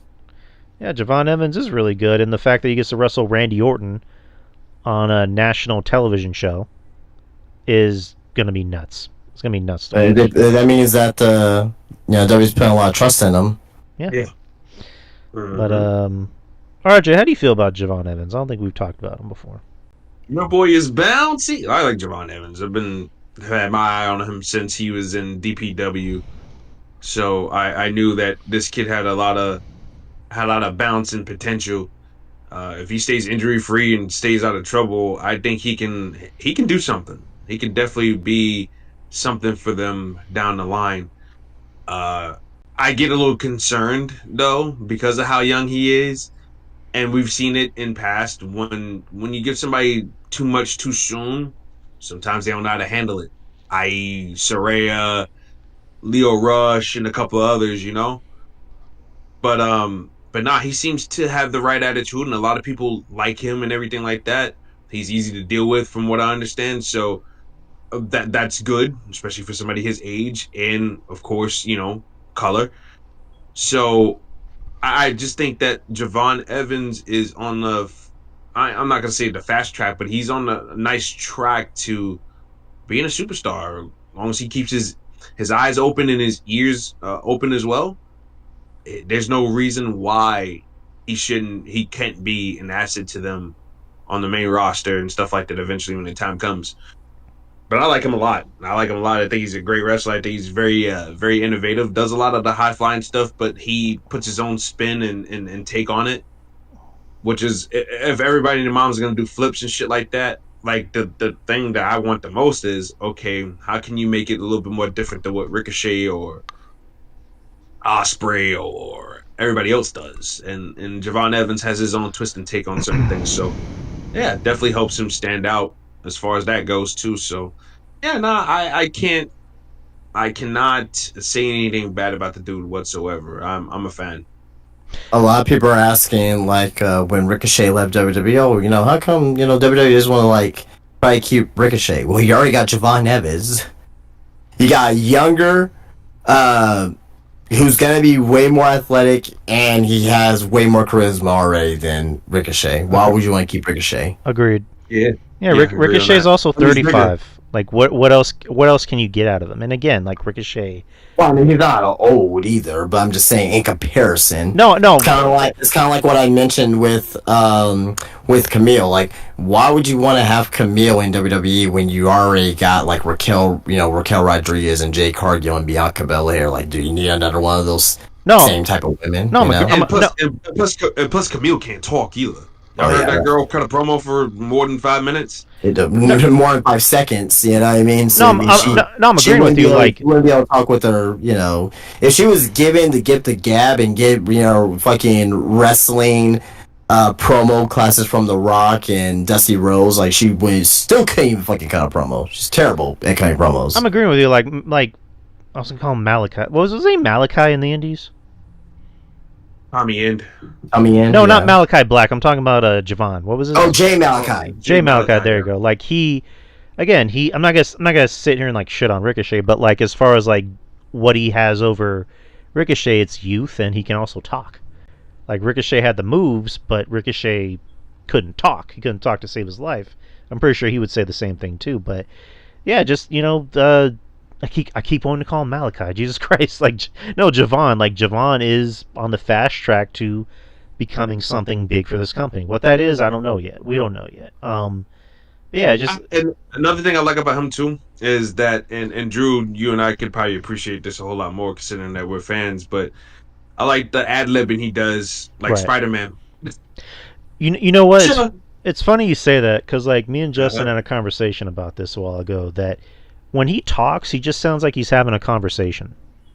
Like he doesn't. He's talking like he's him. He's not talking as a wrestling character or trying to cut a promo. He's cutting a promo as if he's really just talking, legitimately. Kind of like Van Damme. Like Van Damme always had that personality trait that he kind of got shit for it because people didn't think he was being intense enough. But it's just like, what do you want? What do you want him to do? Like, not everybody needs to do the whole "whoa," like yelling to the camera a lot because Like the Outrunners. who? Never mind. No, who was that? I say like the Outrunners. No, I feel like I'm missing the joke. Never mind. Then Oh man. Anywho, yeah. Javon is he's gonna do some big things, and then CM Punk came out later the night to hype up the Chicago show, and then talked about Julia and Roxanne, and then Roxanne came out and sounded like she was being a face for a bit, and then she told CM Punk, then I realized I'm a Drew McIntyre fan, and I can't wait for him to end your career. And Julia comes out, and they have a little stare down, and CM Punk kind of gets in between them to stop them from fighting. So we have that.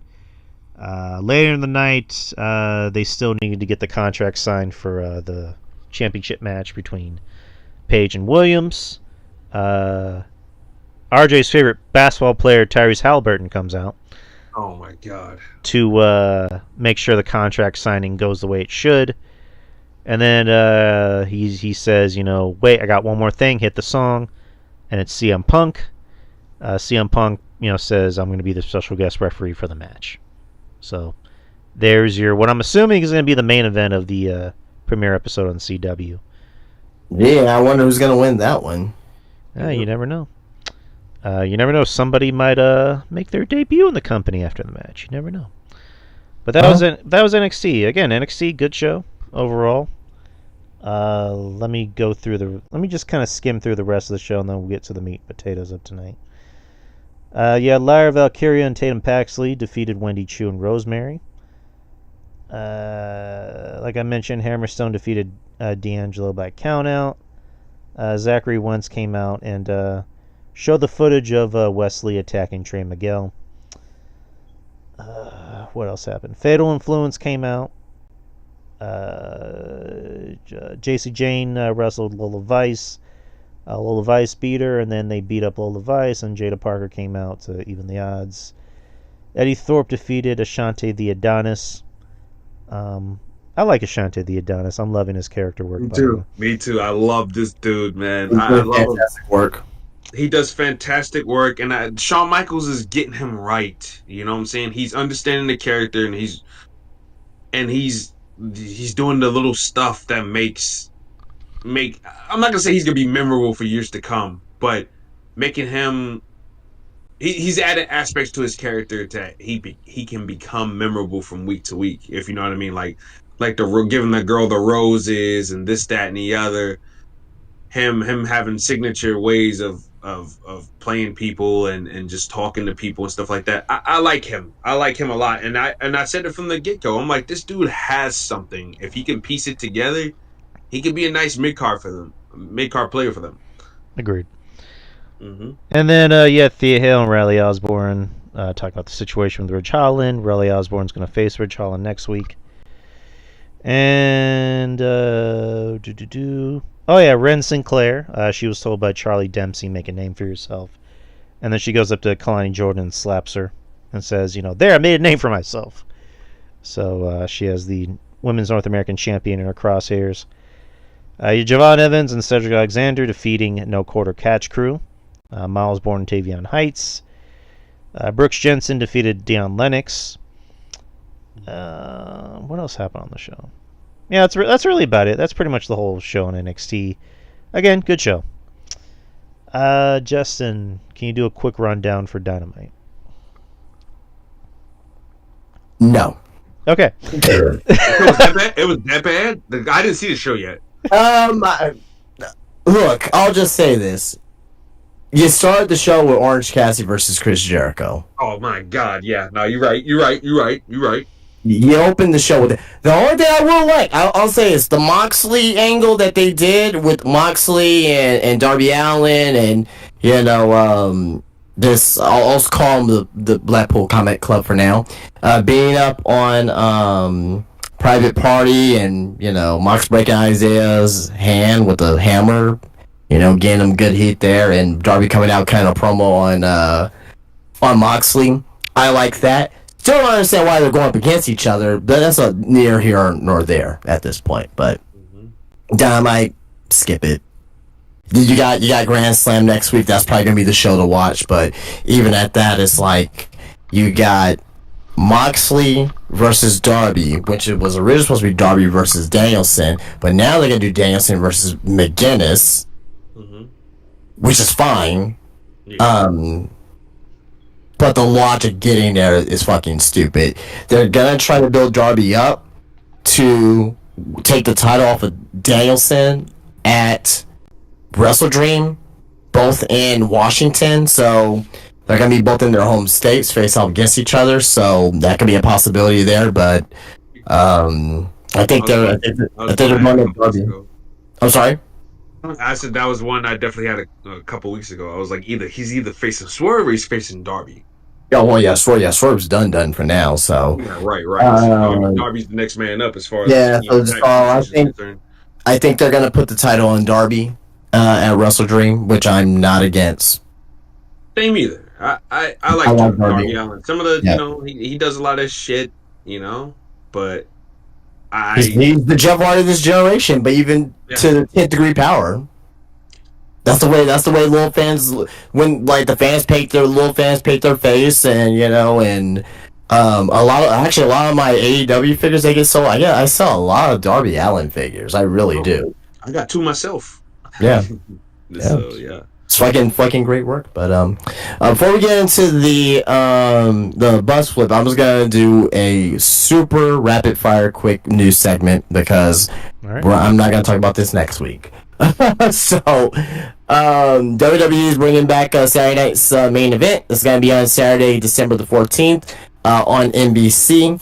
Looks like they're gonna be bringing that back. So I don't know if they're gonna be doing it 2 times a year or once every quarter. But Saturday night's main event is coming back. AEW news. AEW. They're very close to signing a deal with Max and WBD.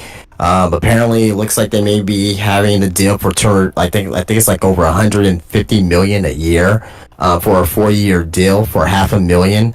I'm sorry, half $500 million as far as their contract. So it looks like it's going to be a 3-year deal, 4th-year option. It looks like Max will be a part of that.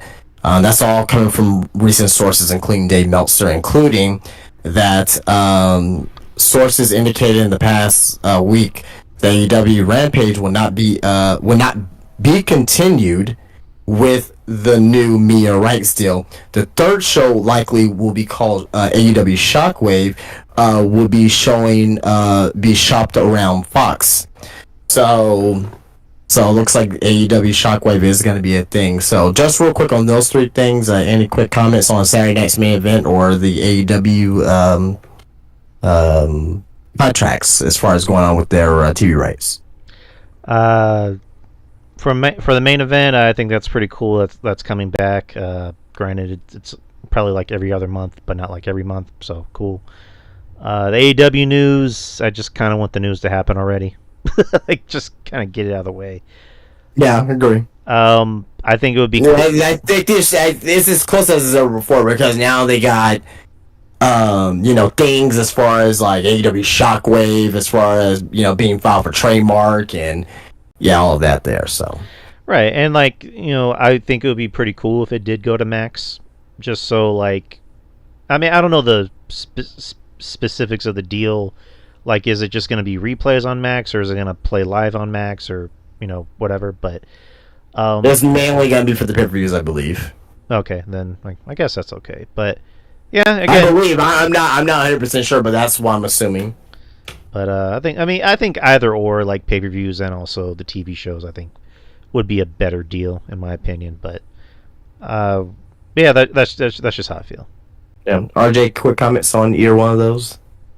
I think that could be, and the rumored channel for Shockwave is FS1. Am I correct in saying that, or? That is the rumored channel, yes, not Fox Home, but FS1. Okay, I mean that's not. I mean that's not bad. That's not bad. You know, it's not in a lot of homes Right. like that, but that's not a good spot. It's not a bad spot. Excuse me. But as far as the show is concerned, and the rumor around the campfire is that they're looking to replace Rampage with that. Yes. So that's not bad. That's not bad. And I think a change of scenery can help do a little something. Maybe push Tony Khan to maybe handle the Shockwave show with a little bit more TLC. But I guess we'll see. We'll see when that time comes. But as far as just right out of the gate, I think it's a pretty good move to use one of Fox's bastard channels to to put one of the shows on. I'll be honest, I don't give a fuck because we saw what happened with Rampage. Right. Star Upgrade went to the shitter. Saw what happened with Collision. Star Upgrade went to the shitter. I believe the same thing is going to happen with this show. It doesn't matter what it's on. What matters to me is the booking and the consistency. And you did not put on a good Dynamite tonight, Mr. Tony Khan.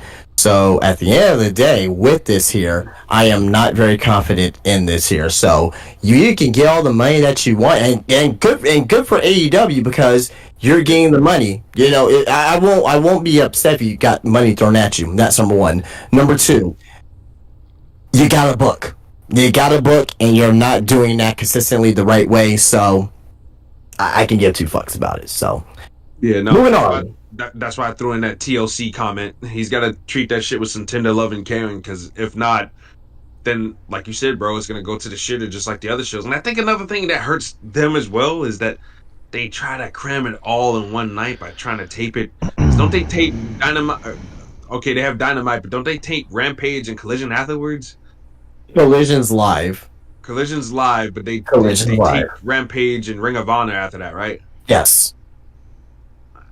No. So I think this is what they do. They do Rampage with Dynamite, and they do ROH with Collision.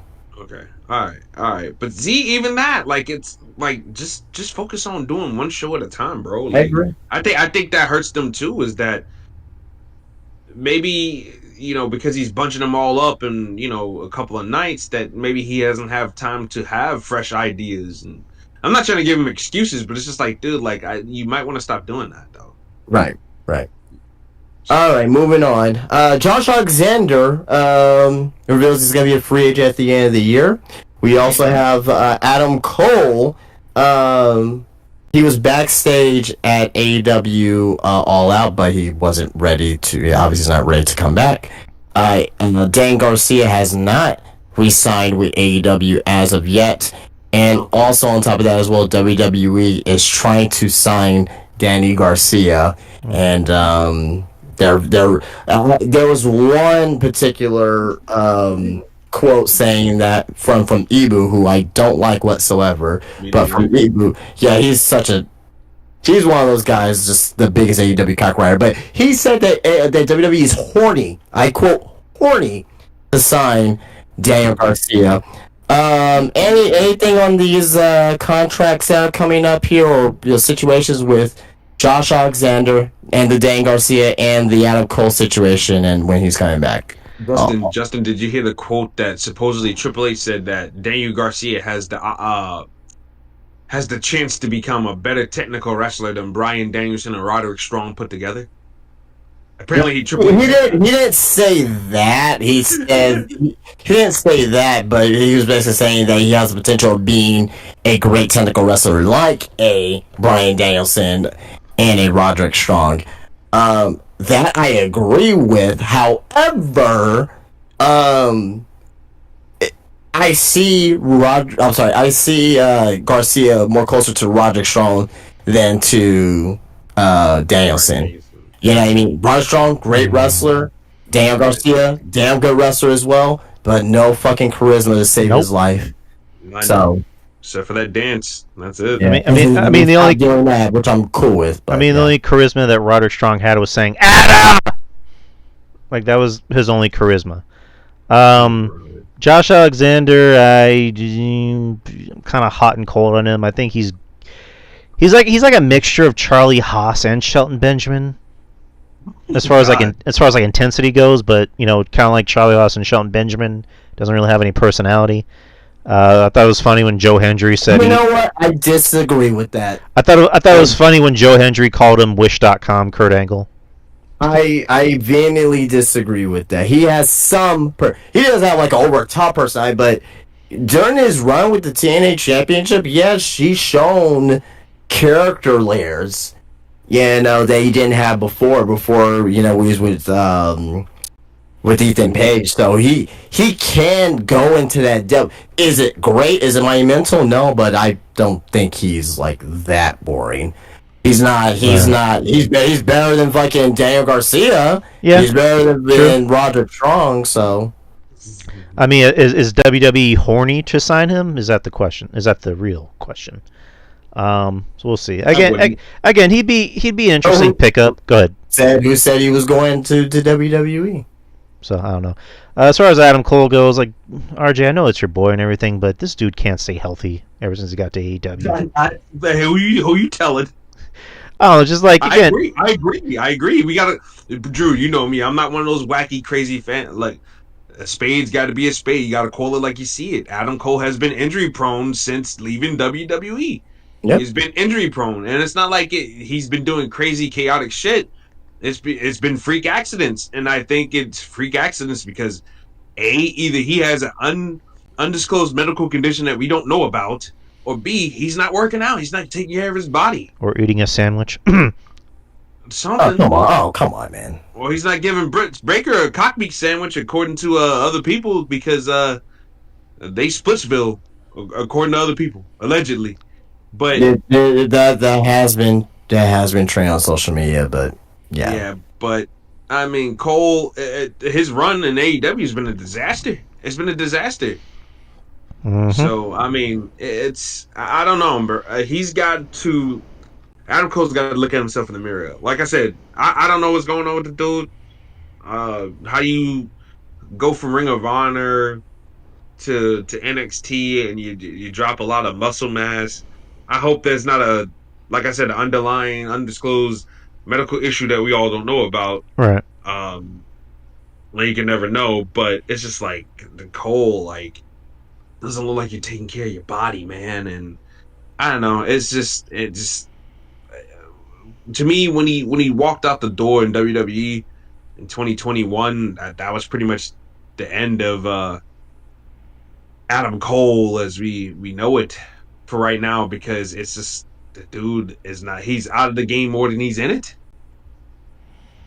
It hurts to say because I love the dude, but it's like, once again, got to call that spade, man, and it has not been great. No. But as far as Perk Alexander goes, I don't care for the dude like that. To me, he doesn't move me like that. He's a great wrestler, but once again, I mean, I can see great wrestlers in AEW and WWE. It's like, what can you do for me that nobody else is doing right now? I find Chad Gable more entertaining than you. It's just like, I don't know, man. You do a package pile driver, a butterfly pile driver. Whoa, yay! Like you wear headgear. Like, come on, man. I don't know. But like, the only way I would tolerate him in the E is if him and Ethan Page hooked up again, because at least Ethan Page can at least carry the charisma work and the character work, and he can do the wrestling and shit. I can stomach them as a team, but like him on his own, it's just, I don't care. In AEW, I don't think he's gonna go anywhere. No. I think him and Ethan Page will form the North again, and NXT. I think it'll be the North versus Trick Williams and Joe Hendry at some point. We'll see. I would like that. See, I got no problems with that. Because they are a good team. Monster Mafia, the North, whatever you want to call them. They are a good team, a really good team, and they complement each other very well. Because, like I said, Ethan Page is very animated, whereas Josh Alexander straight faced. I'm a wrestler, and Ethan Page is the guy he's the heat seeker, and they play off each other very well. They're like the yin and yang, like the epitome of yin and yang. So Yep. I would like that. If they're doing that, that's fine. But him on his doll, bring Josh Alexander. He's getting this monster push, beating everybody, and it's like, I don't want to see that. I don't want to see that because to me, he's not that. To me, he's not that guy. I don't see him as a main event talent. I'm sorry, people. I'm sorry for anybody that's gonna get mad at me, but to me, he doesn't scream main eventer. But do you really need him to be? Like, he could be a solid mid card, but still, at that, you got to be compelling, man. And I just don't know. I don't know. I don't know. I just don't know. All right, moving on here. I got a couple left here. This is it. And we'll move on to whatever we're going to be doing. Well, I know what we're going to be doing right now. Anyway, WWE has signed Armando Alejandro Estrada to a Legends deal. That's coming from PW Insider. Also coming from PW Insider, WWE has officially signed the Morrissey Machine Guns. And several WWE sources has confirmed that, and they will be starting in NXT. May see them on the St. Louis show for NXT, the second show on CW possibly. Coming from Fightful Select and Sean Ross Sapp, AJ Styles is healthy and just isn't being used on WWE TV. He was on the WWE Overseas tour, but wasn't featured on television. Two more here from Pat McAfee. Sheamus has officially re-signed with WWE. And last but not least, this may be the main point of the conversation here, Ricky Starks is still under AEW contract, but has not been backstage as of late. No shit. Anyone with a fucking brain can say that. But it's coming from Fightful Select in their Q&A. Armando Estrada, Morrissey Machine Guns, AJ Styles, Sheamus, and Ricky Starks. Whoever wants to go first. Go ahead, RJ. I think it's good that Armando's back. I would like to see them use him as a managerial role. I think he can offer something now, like in current time, instead of just being a nostalgia act, but or somebody for the nostalgia deal. But I'm happy for him. As far as Starks goes, don't surprise me none. Don't surprise me none. They're not using him. I hope they don't try to extend him either, because you got him sitting at home or whatever. So that's why I wanted to bring up with Ricky Starks. Do you think that he is still going to debut on October the 1st? The way they're talking, probably not. But I do expect him to. I do expect to see Ricky Starks by the time the year's over with, though. Absolutely, yeah. Because it was around that time that he signed his contract, like 4 years ago. Right. So his deal has to be up by the end of this year. That's you like sure. to think, right? Mm-hmm. So, yeah, I expect it to be up sometime by the end of the year. So I do expect to see him on WWE television by the end of this year for sure. Will I be surprised if he showed up next week or in 2 weeks? No, not necessarily. But a lot of people will be, though. Unfortunately. Right. And he's keeping it close to the chest, which is something that I like. I like that, even though somebody's gonna leak it to Fightful when the contract is up, though, being petty and shit like that. So that's for sure. But yeah, I can't wait to see Ricky what he does next, though. I like Starks. He's a really good talent. Carries himself like a superstar, and I like him. I like Starks. And who else was? It was AJ Styles. He's healthy, not being on TV, and the Mercy Machine Guns officially signed to WWE. AJ Styles' oldest son is transitioning into college, right? Am I correct in saying that? I don't know. Probably. I think it's something along those lines, because I think AJ Styles mentioned something about a graduation party months ago when he turned on Cody. So if that's the case, maybe AJ is helping his boy get ready for college, if it hasn't started already. Some college, some years in certain areas start a little bit later than usual. So maybe AJ's helping his boy out with college, maybe adjusting and stuff like that. Maybe AJ's spending time with his family I hate that.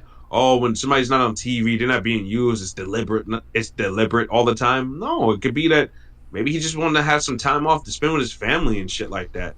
Maybe he wants to help his boy out. So I don't know. I'm not batting an eye at it. It's like they're keeping him in witness protection. After all, you said he worked tours and stuff like that. He was on Pro Wrestling Noah months ago. Yeah. So it's not like they're wiping him off the face of the earth. They don't need AJ Styles right now. They don't use him. Well, okay, people whining about AJ Styles not being on TV, but would be livid if, I don't know, God forbid, he just showed up and did nothing on television anyways.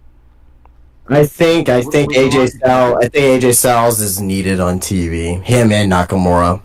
The SmackDown brand is fucking. It's lifeless right now. With the push up bloodline, it's lifeless. Having those guys on TV would help the show a little bit more than what it is right now. I agree with you, but if you're gonna have them, you gotta have them do something that means something to the show. Otherwise, you're just That's popping out true. Nakamura and AJ just to pop them out. But that's true. But at this point, you're clearly seeing WWE moving out older talent.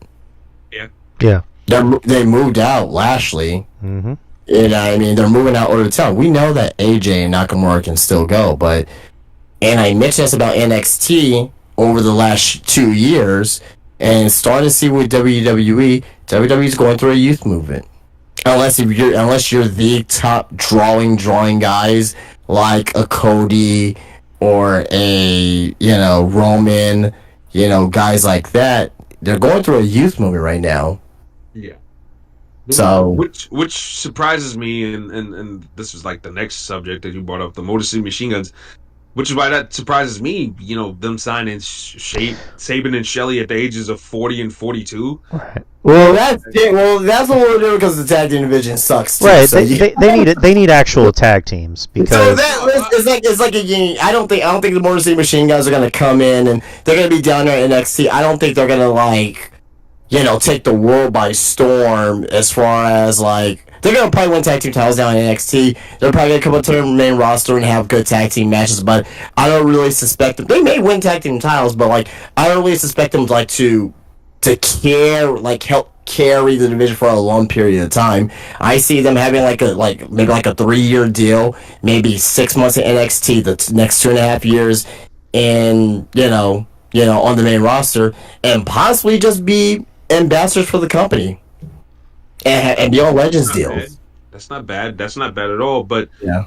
but my thing is okay, you're phasing out these older guys, but you're signing these guys in their 40s.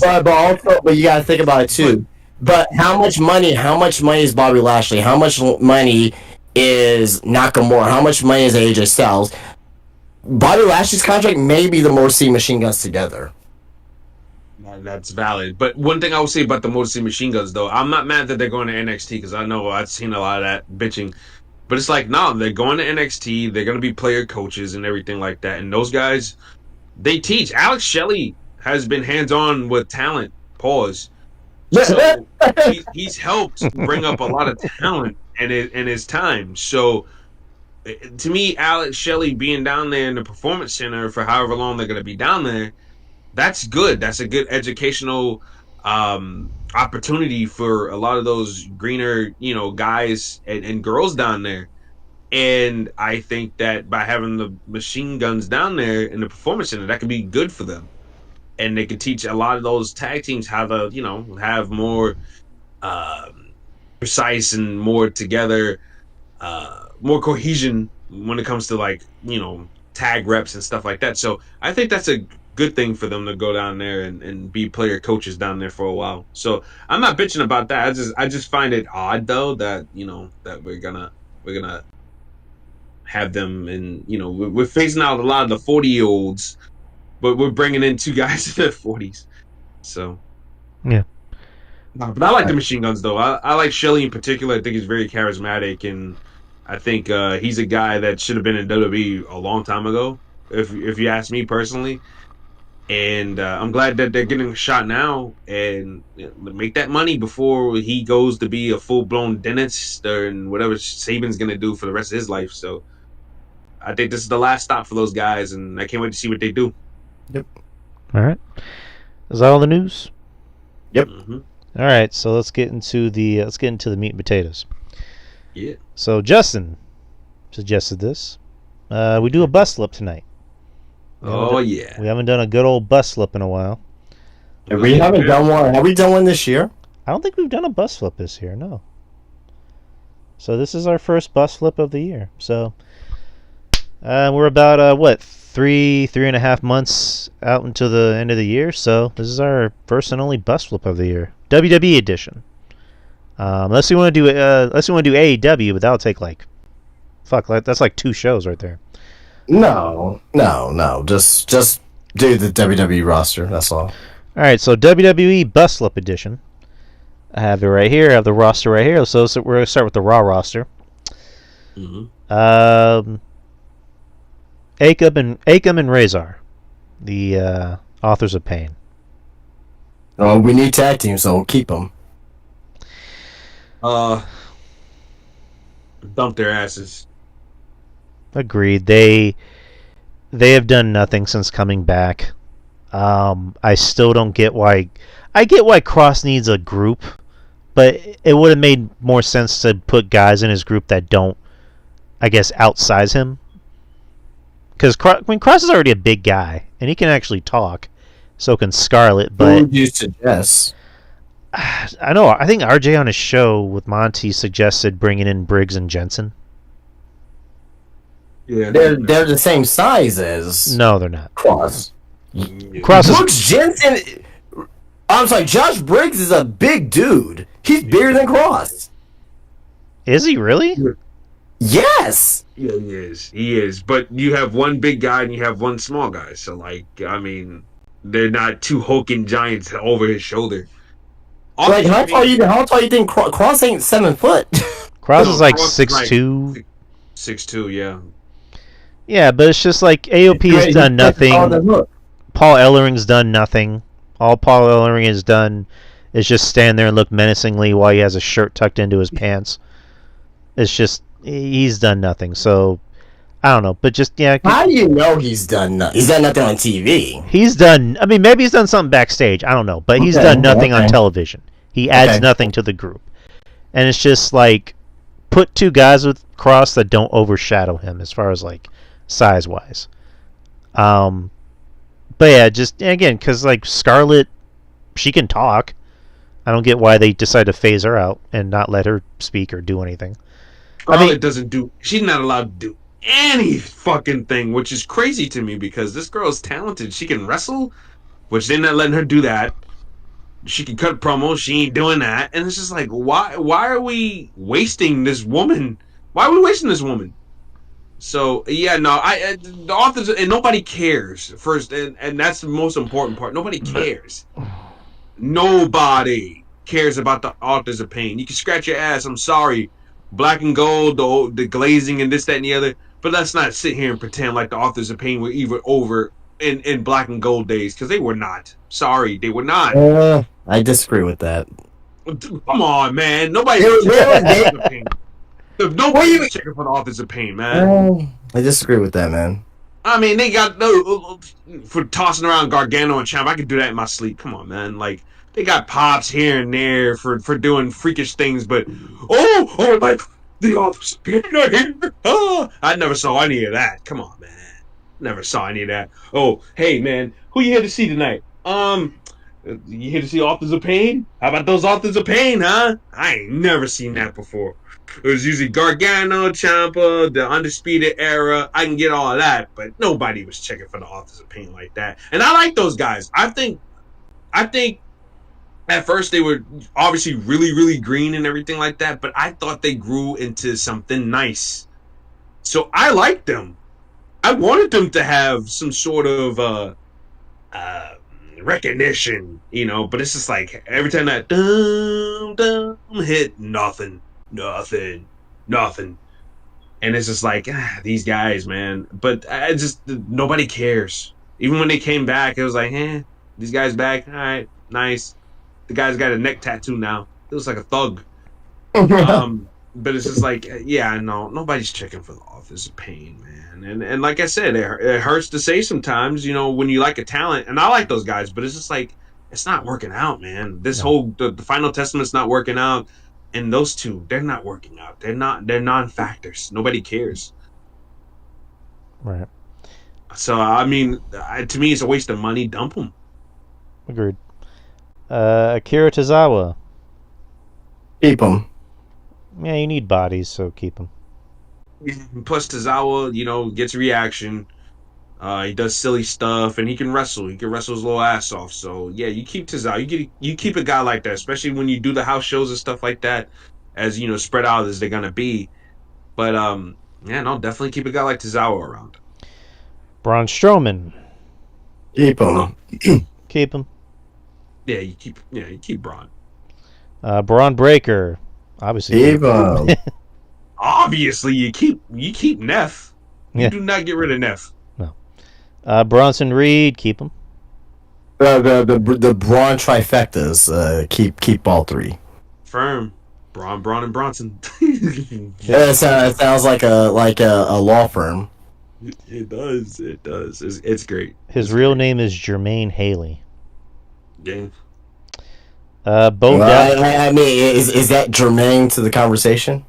Yes, it was. Bo Dallas. Obviously, keep.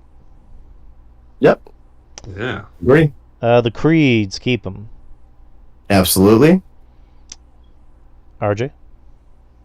Yeah, you keep the Creed brothers. I think they're heading on the right track with Gable and this heel turn and the American Made. So they're on the right track. They're very athletic. They got to slow it down in the ring as far as because I think they get a little over anxious sometimes. They do hurt guys, but yeah, if they can tighten it up as far as that's concerned, the Creeds, there's no reason why these guys can't be players. So you definitely keep those guys, man. I forgot to mention. So with Bo Dallas, I guess that's the White Six as a whole. So the Keep 'em White. all. Yeah, Yeah, keep them all. keep 'em all. Yeah. And they teased on Monday about adding a new member. So You gotta take some insurance out for Eric Rowan's knees. really. Yeah. Carlito, or I guess Judgment Day. So Carlito, JD, Finn, Liv, and Dom. Keeping them all, baby. Keep them. Even just Dome McDonough. Yeah. I mean, Morgan's evil stepbrother. CM Punk. Obviously, get rid of his ass. No, but keep him. Get rid of that toxic guy. Are we talking about CM Punk 2023 or today? Today. All right, I'll keep him. Yeah. The You gotta keep Punk around. LWO, Cruz del Toro, Ray, Zelina, and the other guy. Forget his name. Not getting beat. Is that Zima Ion, DJZ? Yeah. The Filipino member of LWO. The original Ring of Honor logo creator too. Yeah, get rid of those two. Keep Ray, obviously. Keep Zelina, but the other two do nothing. I'll keep them all. Dragon Lee, stay. Yeah, I keep them all. I think that Cruz and Joaquin are good workers and everything like that. And you need guys once again when you do have the house shows to have the fun little matches on the road and stuff like that. I think you need to keep those because at least they'll do something that pops the crowd. Joaquin does the little slingshot spot that's starting to get over. So yeah, you need guys that can have the fun matches for the crowd. So Yeah. you definitely keep those guys. Damian Priest, keep. Yeah. Well, yeah, we did. Oh, yeah. Keep. Drew McIntyre, keep. Yep. Yeah, of course. Actually, Get rid I of that guy. think for just the kind of for time, we should just skip like the main eventers and just focus more on the mid carders. Yep. You're running the ship, so. Yeah, so Yeah, it's no. just like Drew McIntyre, get rid of his ass. He sucks. No. Like, wait, what? Let's see. Ilya, obviously keep.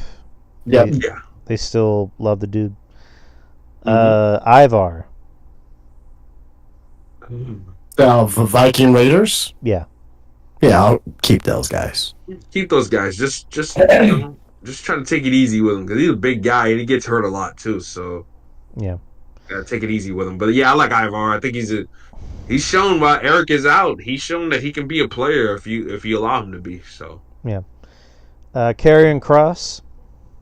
you keep Cross, but you gotta tweak some things, man. You gotta tweak some things. I would do like Kev said, maybe try him and Scarlett as baby faces, have them destroy Authors of Pain and bounce their asses out of the company. That's what I'd do if I had the pen power. That would be what I'd do. But Yeah, I mean, Cross lately has been showing more personality, so that's a good thing. Like, yeah, because like for a while he kept doing the I'm angry, and I'm evil. Now he's showing that he has more personality and he's funny without being, I guess, without trying to be funny. Because like there are times where like he'll shit talk the crowd, and it just sounds like it's just him being himself. So, but wow, Ricochet and Tarus fucked that up, man. Ricochet went for an axe kick and he missed his head by a mile. Not to mention, I mean, I know, I didn't really mention AEW, but one of the reasons why the show wasn't good because Tony Khan busted his load and he's like, oh, let's do fucking Ospreay and Ricochet in a couple weeks. Stupid, man. Stupid decision. Mm-hmm.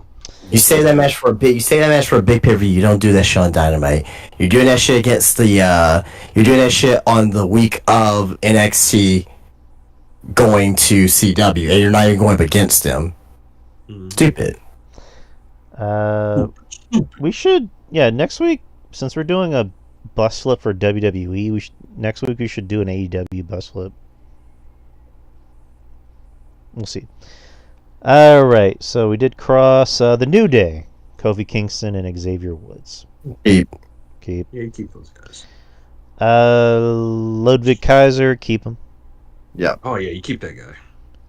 The Miz is gonna have a job for life, so skip that. Otis. What? I like Otis. Keep him. I like Otis too. You know, I know I was ragging on him earlier, but I was kidding. But he's a good talent, fun talent. Like I said, you need that for live shows and stuff like that. So yeah, and Otis gets a fucking reaction. Nobody can deny that. Like he gets a fucking reaction like you wouldn't believe. So now you got to keep a guy like that around. I wish they would do more with Otis, in a singles capacity. But you know, I'll take the dubs whenever I can. So. All right, Pete Dunne. Yeah, the hardest working man in the WWE. I mean, my God, goes from Raw to NXT seamlessly, and then shows back up Friday for WWE Speed to help produce that. Pete Dunne, he's earning his money, man, in the biggest way possible right now. Now, you keep a guy like that around. Yeah, true. Keep. Let's see. R-Truth, he'll have a job for life. Yeah, I know, right? Get rid of him, but make him a backstage guy. Yeah, agreed. Shit. Yeah, definitely. They go on TV every now and then. Shit, he's gonna rap at Vince's funeral. Literally. So. Welcome everybody to WrestleMania. Truth, this is actually a funeral. My bad, dog. My bad. Oh my God. Oh man, why like Shane in that casket? Shane's like, Truth, I'm right here. What you doing over there, Paul? My name is. I'm not Shane. Truth, you know, I think it might be a good idea if you sit down. Oh my God. My bad, dog. Yeah, Truth, agreed. Take him off television. Have him do funny backstage skits, but not actually wrestle or whatever. But be an ambassador, be a trainer, be an agent, whatever. Well, Sheamus already signed back, so. Tyler Bate. Oh, keep. Yeah, I keep Tyler Bate. Yeah. He's got some. You can use him. Yeah. He's another guy like Pete Dunne, like just savants when it comes to wrestling. Like you definitely need those guys for like, even if it's not like they're not gonna get like big pushes or anything like that, but to having them produce WWE Speed, which I think Tyler Bate has a hand in that as well. Yeah, and just having them wrestle like some of the younger guys too, like that. those guys are valuable. Whether we don't think that they are going to be valuable main eventers, but just because you're not, an asset as far as that is concerned, there's always something for you to be an asset too. And I think that, And that's one they says bus flip on. yeah. But nah, Tyler Bate, you definitely keep him around though. Is he still dating Sol Ruka? Yes, he is. All right, keep him. I don't know. I don't keep up with people's relationship. All right, keep him. So just based on that alone. Women. Women's division of Raw. Women. Alba Fire and Isla Dawn. I think Isla Dawn has more personality. Yeah. Alba Fire, I'm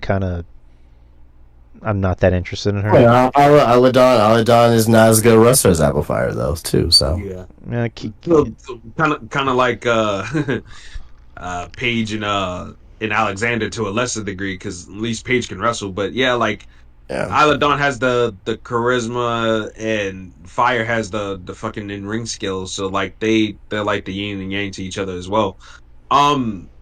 Yeah, I keep them.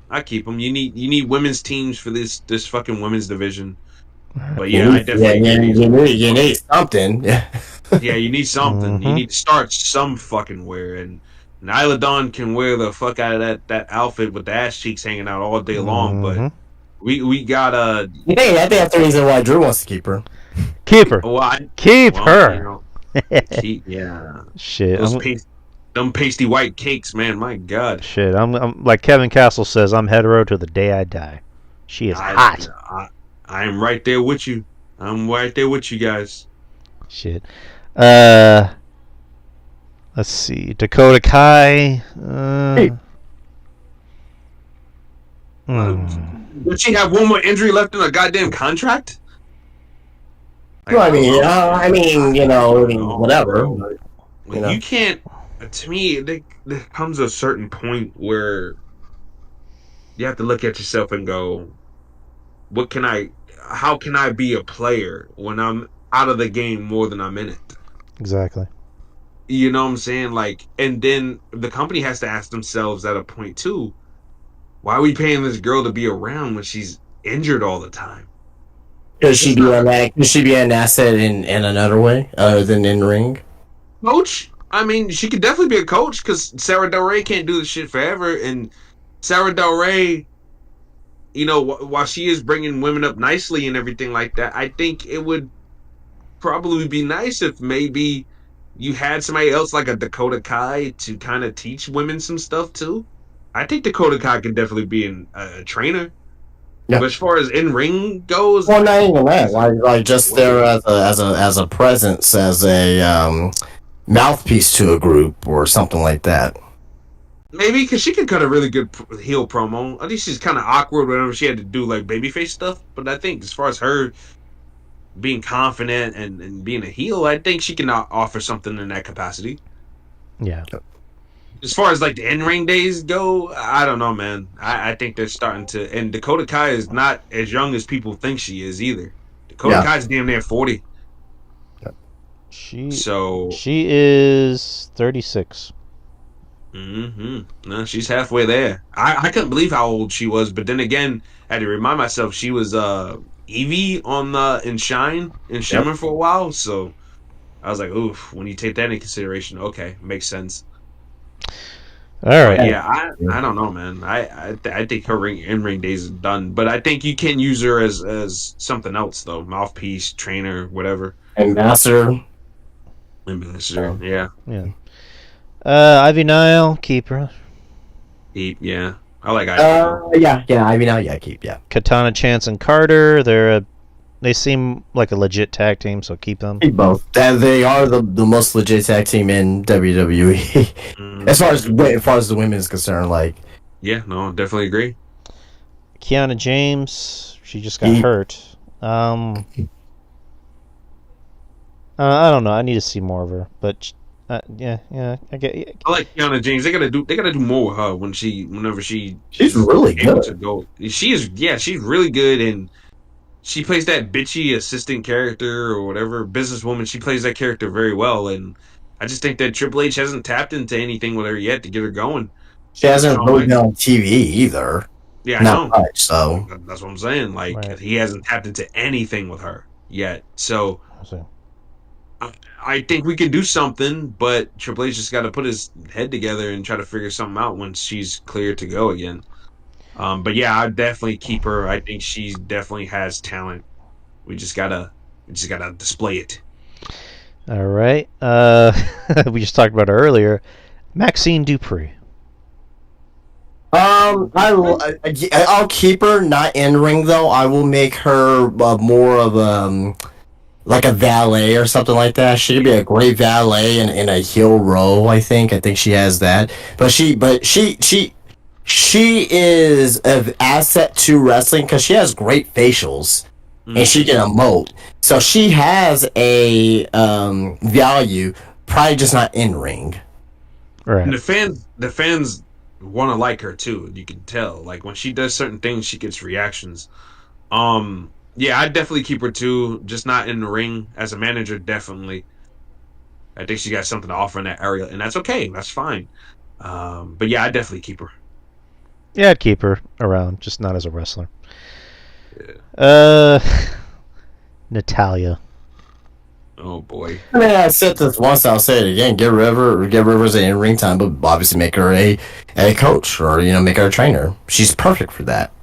Agreed. I'm gonna be nice. I'm not gonna be mean. Just get her off television. Just again, be a coach, be a trainer, be an agent. She has a lot to offer the women's division with her mind. So yeah, just get her off television, please. Yeah, no, I definitely agree.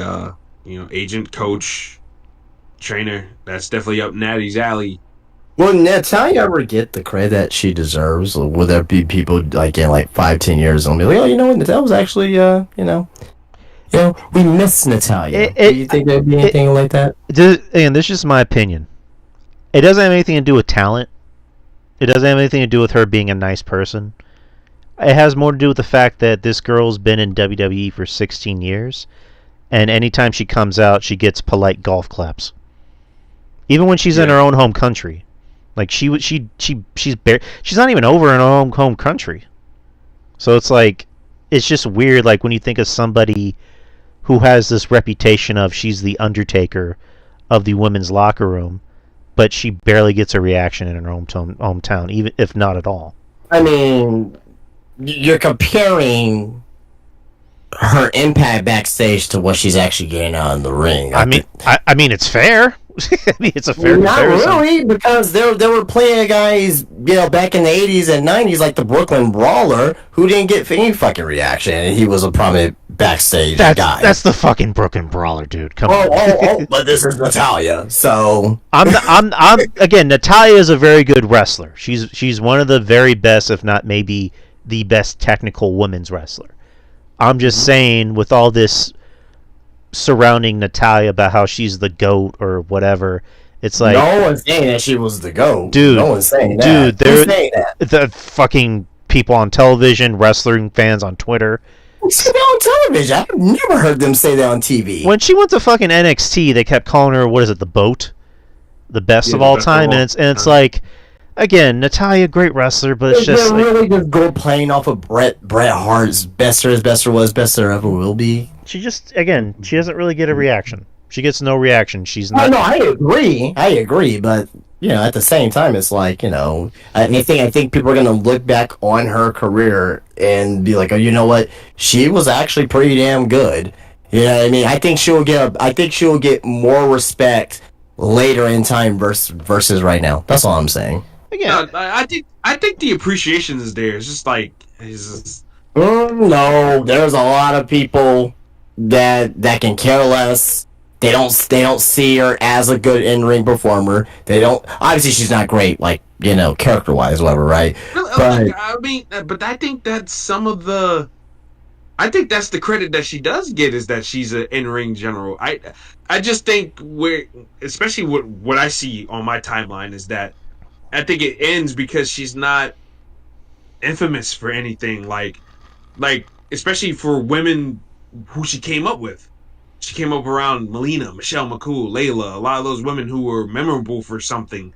other than just being great in the ring. Melina had the fucking split. Michelle McCool, Layla, flawless. Eve Torres, had signature stuff. So it's like, what does Natty have besides being Brett's niece that helped her stand out all that time? She doesn't have anything really iconic, Farting. Oh my god. And then I'm not gonna say because I don't want to get in any trouble.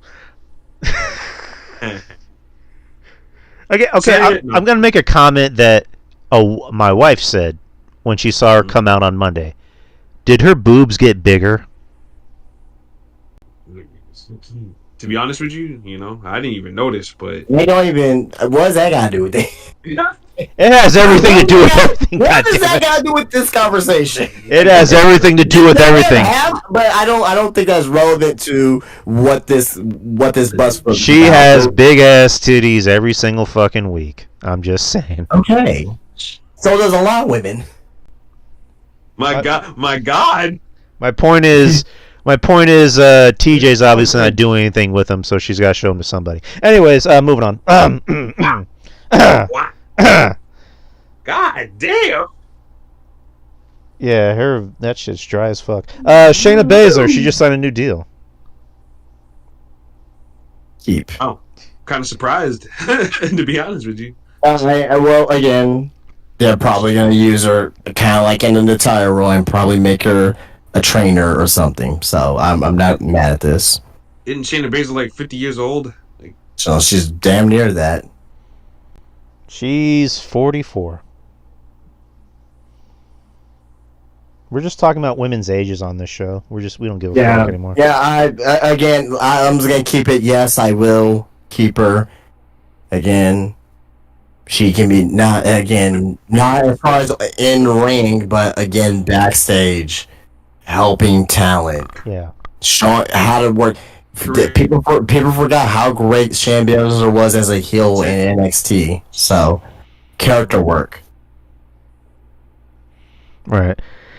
I mean, the whole, was it PFC? So Shayna, Zoe, and Sonya. Zoe, I can probably do without, to be honest. Yeah, that's probably one of the ones I'll probably get rid of. Yeah, true. Like I like her in ring. Just her personality sucks. Hey, RJ, remember the quote? Shoot your shot. Shoot your shot. Give it all you got.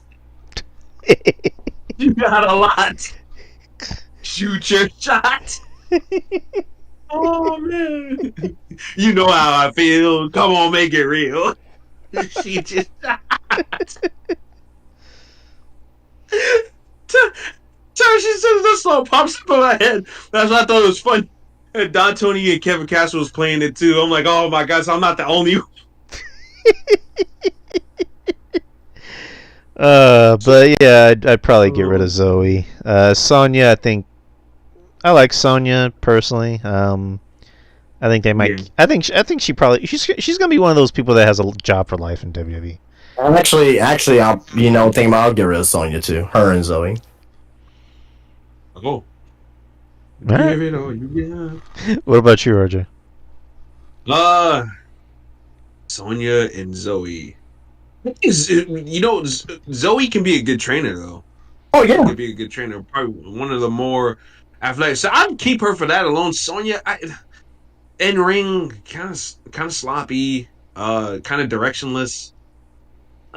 When Lyra Valkyria has to shout out instructions when you've been in WWE longer than her, that's a problem. That's a big problem. And you notice she hadn't been in the ring since, right, guys? Yep. So, she can talk. Sonya can be a manager. She can be an asset. But just I don't think the in-ring stuff is cut out for her, man. No. She's been in WWE way too long, and Mandy Rose is the one that's not the. Mandy Rose, if you know her background, you know that Mandy Rose is a tough girl and everything like that. But you would think that Sonya Deville, the shooter, would get wrestling a whole lot more quicker and be more better at it. But Mandy Rose is better at wrestling than Sonya Deville was. So what the fuck? So when you take all that into consideration, I would pull Sonya Deville from ever wrestling ever again and just use her as a manager. I keep her. but as a manager, because I think she works for this whole thing. If they want to put this the stud line, as I call them, they want to keep this together. Then you have her do most of the talking, if not all of the talking, because Shayna Baszler still sounds like Sid from Toy Story to me, and Zoe Stark. Oh, give me a break. Shoot your shot. Now I gotta listen to that episode because I missed Monday show. Give But it all you got. that was raw. That was raw. Then we're gonna go to SmackDown. AJ Styles.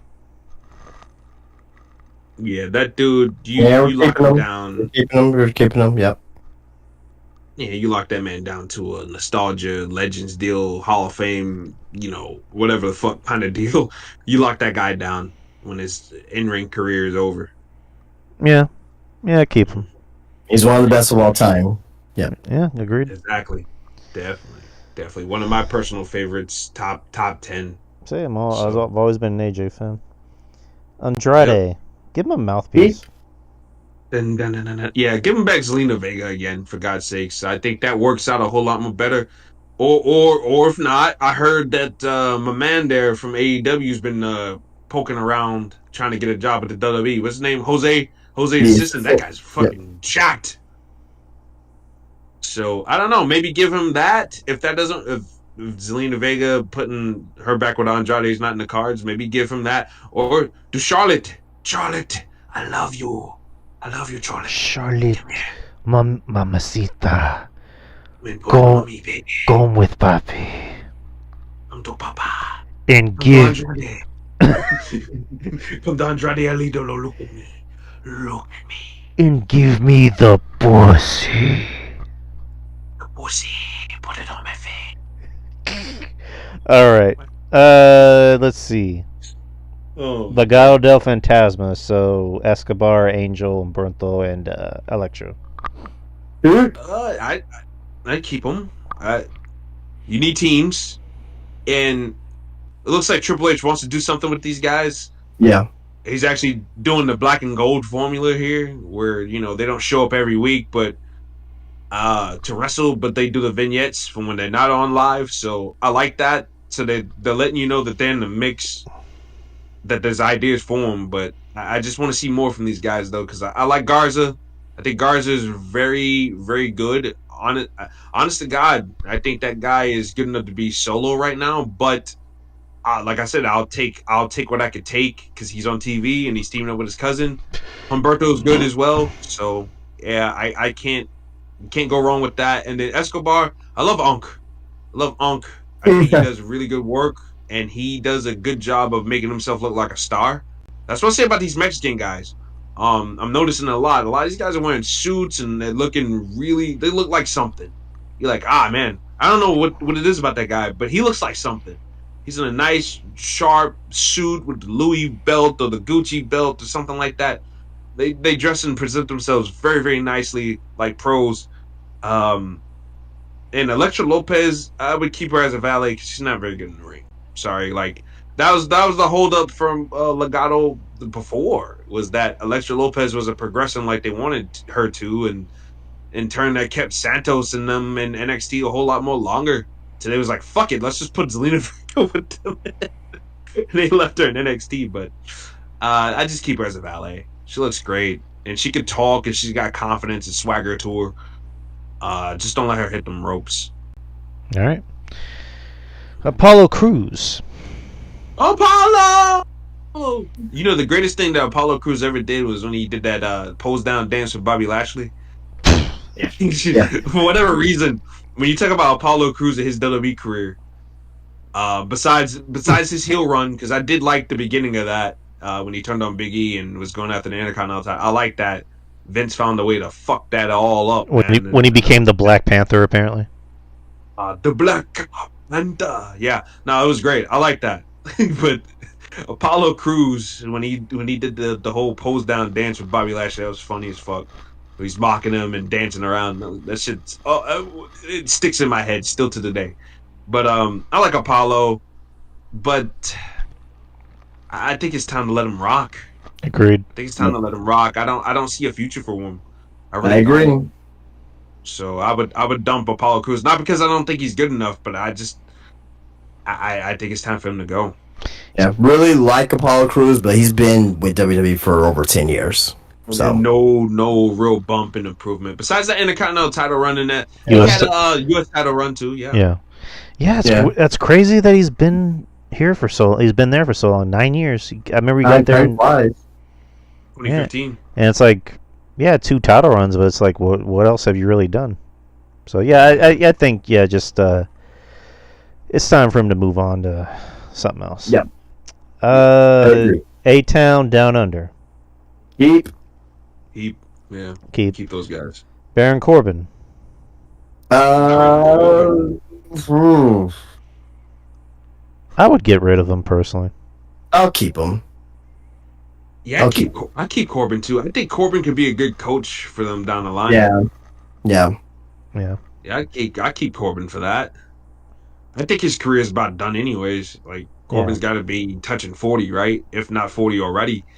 He's 40. He literally just turned 40 last Friday, actually. Okay. Yeah, no, I think I think his career's winding down.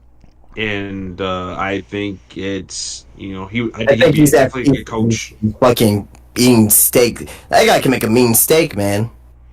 Yeah, he can. Yeah, he well, can definitely... now that he's not a bum anymore, he can actually eat expensive steak anymore. There you go. And he can teach culinary classes at the Performance Center. Yeah, there you go. Welcome to Cooking with Baron. Watch me. You know what? If he actually did a YouTube show, I actually watch it. Oh man. Carmelo Hayes, keep. Yeah, you keep him. Yeah, He's one. He's him. He's one of the four NXT pillars. Yeah, he's the Allen Iverson of wrestling. When he shoots, he don't miss. I never miss. Pretty Deadly. Ah man, I love Pretty Deadly. You got to keep those guys, but I wish Triple H would do more. I like what they're doing with them in Stratton, because I think you could do something fun with them as a trio. But boy. Yes, boy. I want to see them do more, like in ring though. Agreed.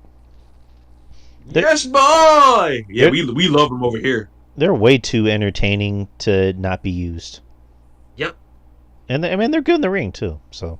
Yeah, like they're definitely one of the guys that definitely held it down during the pandemic era of NXT UK. Yeah. And for people that think, oh, they're just pretty, but no, they can fucking wrestle. They're tough. Don't let the fits fool you. Wilson and Prince, they are tough. Yeah. So Giovanni I just want to Vinci. see more from those guys. Oh, sorry. Oh God. Oh man. I don't know, man. I think it's time to let him rock too.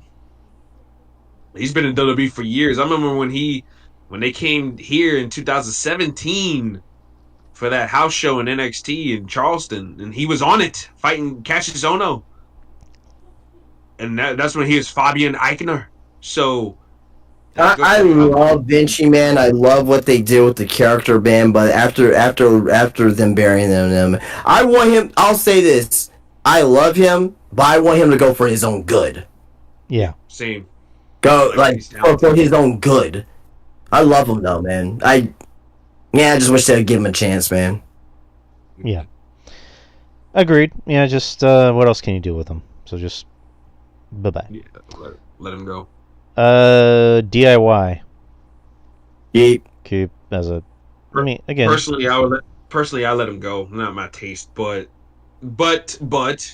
being unselfish, you got to keep those guys around. They're good locker room guys. Great guys for younger tag teams to work with and learn from, so you keep them around. Keep those guys around.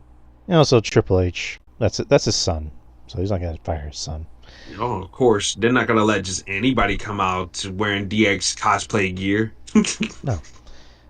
Luke Gallows and Carl Anderson. Let them go. It's time. Yeah. Agreed. They're on NXT and they're putting over teams, but it's like, I don't know. I think it's a thing of like wherever AJ goes, they go. So maybe this is a favor to AJ. Plus the whole stuff with the Paul Heyman stuff. I think it was Triple H just trying to let them, make their money and stuff like that. I think it was he was trying to do right by them by bringing them back, but it's been a bust. It's been a bust. Nobody cares about those guys like that. I like Carl Anderson personally. Like I'm a fan of his. The machine I know, gun. the machine gun. I know he says a lot of That's stuff. one of the coolest, like, ring announcements that anyone has ever had, man. Right? The machine gun, Carl Anderson. It's like, oh god, so good.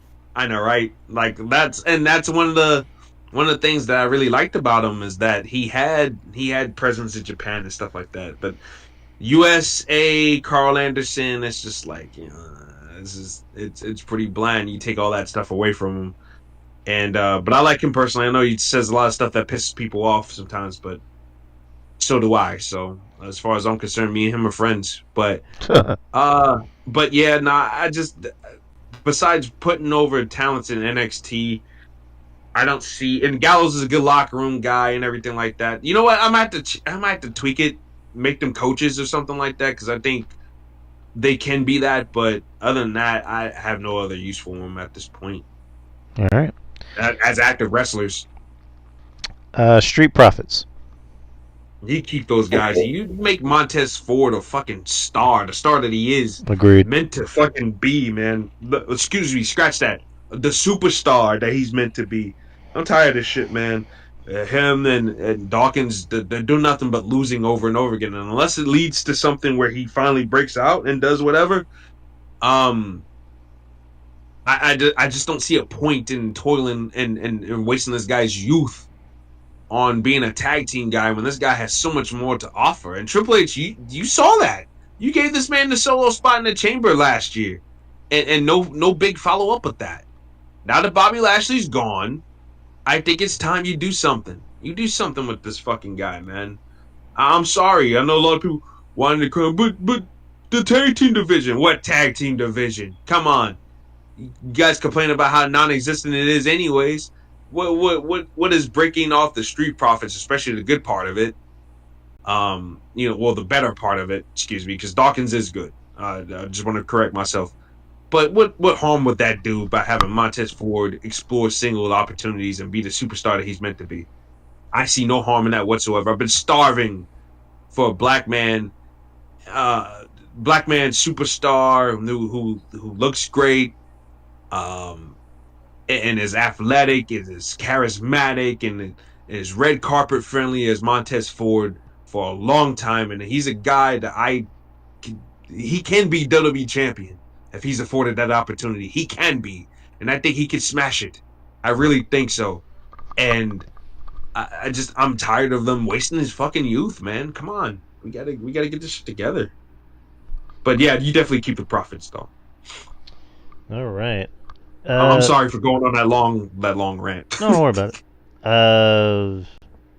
Shinsuke Nakamura. Hey. Yeah, I keep Shin and just have him be a coach and a trainer too, and he can help break that barrier for a lot of the Japanese talent that comes over as well. So he can be a great like Japanese American British ambassador type guy, like Funaki is, Or like Rocky Romero with everything. Yeah, that too. Rocky Romero could be like a fucking politician and like fucking have world peace, man. Yeah. That guy could talk his ass off. Yeah, no. He don't call himself Slick Rock for no reason. Right. So that's all the mid Carters and SmackDown. Let's go to the women's. B-Fab. Gotta get rid of her. Get rid of her. She adds nothing. Yeah, I was trying to wait and see if she had any type of improvement, but yeah, I think you gotta let her go. Yeah, Ashanti the Adonis, huh? Yeah, obviously, Swerve, but Swerve's an AEW, so doesn't. As far as like people who still stayed on after Hit Row, I think it's I Shanti. like so she's the last one of Hit Row to be on the main roster in WWE. That's crazy. That is crazy. That I didn't see that coming. I can tell you that. Yeah, it's just like you looked at Swerve as the star, then Swerve left, and then the rest of the group left, and they came back, and yeah. But yeah, she get rid of her. Yeah, it's done. It's done. Blair Davenport. Yeah, you keep BD. No, do something. I like her. Do something with her. Yeah, just do something with it. Yeah, no, I agree. You just gotta do something with the girl. Candice LeRae and who's the other chick? Oh God, Indy. Hartwell. Yeah, you know what? I'm gonna be mean. Get rid of them. They add nothing. I'd keep Candace as a coach, but Indy, I'd chuck her. Indy's not good. I'll keep both. Nah, she's got 2 left feet. Olive oil. Olive Yeah, oil. I'm not. Indy, you know, Indy has a charm, and she had a charm and a hint of charisma to her, but I don't know, it's not working out like as far as in ring goes. Right. So I think it'd be best for her to, I'd chuck her. Shh. It's Chelsea. Chelsea Green, obviously keep. Love her. Yes, yeah. Chelsea Green is definitely definitely one of the better rehires as far as like the women is, concerned, as far as like Triple H. Like, I think Chelsea Green, just a lot of great character work, and she. I mean, it could be better, but it's more than a lot of other people have to offer on that women's roster. Chelsea to me has very unselfish, will bump around for you, and Chelsea could be another good person that could be a coach too when it's all said and done for her, especially with her bumping experience, her stunt woman work and stuff like that. Chelsea is, I think, somebody you can keep around long term, even after her career is said and done. But yeah, I keep Chelsea. I kind of wish they would put her in a more serious spot on the show, because she's proven that she can work, and she can obviously talk, and she's over. So, I don't know. I just hope she doesn't get lost in the shuffle as like you're primarily just player coach. And no, I think even now with them beating up Meechin and shit like that, I think it's going to lead to Shotzi coming back and teaming up with Meechin to go up against those two. Yeah. But I hope that they allow her to maybe be more aggressive and everything like that, because I think Chelsea is too good to just waste just being the Karen that gets beat up every week. Now, if you have her being aggressive Karen, like, now we're going places. Right. So, I mean, she showed signs against Julia. Yeah, and she definitely did. And, and then, like I said, this past Friday with them jumping Meechin too, like, that was good. Hopefully they continue that, but I guess we'll see. But yeah, I definitely want more for Chelsea Green, but I think right now I'm keeping her. She's an asset, man. Yeah. Who's next? We talked about We talked about Meechin.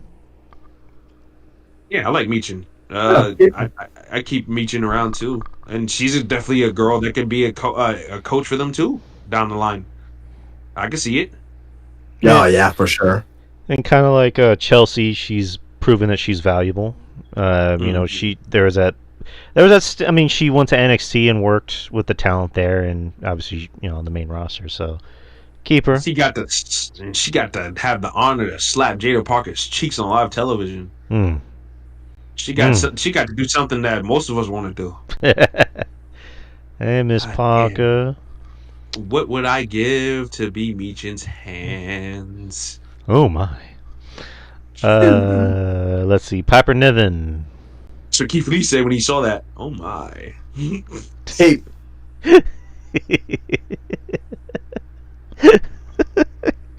Oh yeah. Keep.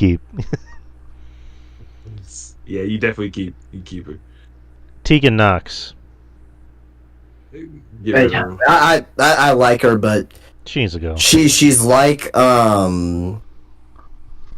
Jesus, who the fuck were you just? Oh, she's like Dakota Kai, but like with even less charisma. So I'll keep Dakota, but I'll get rid of Tegan. And by the way, I like Tegan, but it's just is what it is. I Very like Tegan too. I liked her ever since I seen her in What Culture, Nixon Newell. yeah. I'm like she's cute and she's got like a certain charm to her and everything like that. But her career in WWE has been mired with injury, and it's not her fault, but it's been mired with injury. And every time she seems to get momentum, she's back on the shelf again for 6 months. And once again, back to my point earlier, how can you be a player when you're out of the game more than you in it? Like I don't know. And then you're wasting money on her where you can lob it somewhere else to a talent that's ready to go right now that could be a player for you. Maybe not as immediate, but can be a player for you maybe down the line or offer something to the show in some type of capacity right now.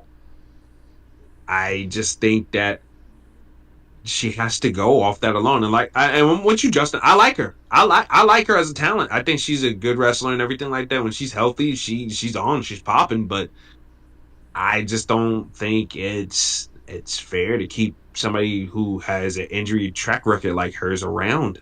Absolutely. And meanwhile, somebody else who, like I said, can go right now, can offer you something right now, whether it's in ring or from a verbal or emotional capacity, is being held out because you have this woman signed to a contract who can't give you anything.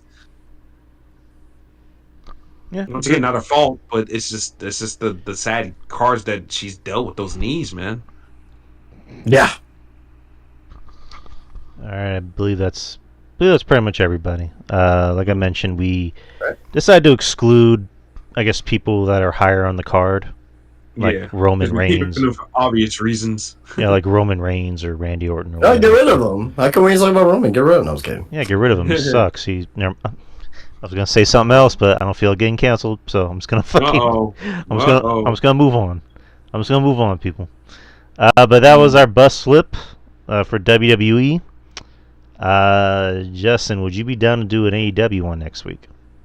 It's gonna take us like 5 days to do an AEW one. Okay. It's just gonna be like if you want to, but that roster is, man. It's like I think there's gonna be a lot of get rid of them on my part. It's gonna be like get rid of him, but he's Kenny Omega. Fuck him, get rid of him. Yeah, that's not fun. Yeah, I'll pass on that. Actually, he's the greatest wrestler of all time. Like, get rid of him. Get rid of this. I'll for my mental health, I'll pass on the AEW one. It's like, get rid of him. But he's Brody Lee. Fuck that kid. Get rid of him. Yeah, he's gonna look like a mixed scandal in 5 years, anyways. When that stomach starts to sag, like, get rid of him. Okay, I'm not gonna say what I was gonna say. Oh no. Like Christian Cage said. I just looked up. I just looked up the AEW roster. The first one alphabetical was Aaron Solo. No, I'm not doing it. No, we're not. Aaron Solo, without hesitation, is out the door first. Bailey's ex-boyfriend, Mr. Bailey. He hates it when people call him that, Mr. Bailey. Yeah, well, too fucking bad. Yeah, it's too fucking bad because that's all you're known for, buddy. Because I mean, my God, I know you used to team with Ricky Starks, but that's all you're known for is carrying Ricky Starks' bags and then sniffing Bailey's panties. Which I mean, sniffing Bailey's panties. I mean, my God, if that's a gig and you like to have that, then I mean, I think that's worth having. But he's not a player. Get his ass out of here. That's a free one on me. Aaron Solo. You out the door. We love Solo, but we don't love you. Get out of here.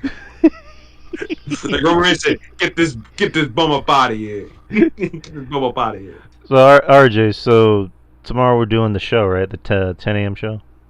We're doing the 10 a.m. show. Us TNA. TNA, Jesus. TNA show. We're doing the 10 a.m. show. What? What's RJ doing in the Impact Zone?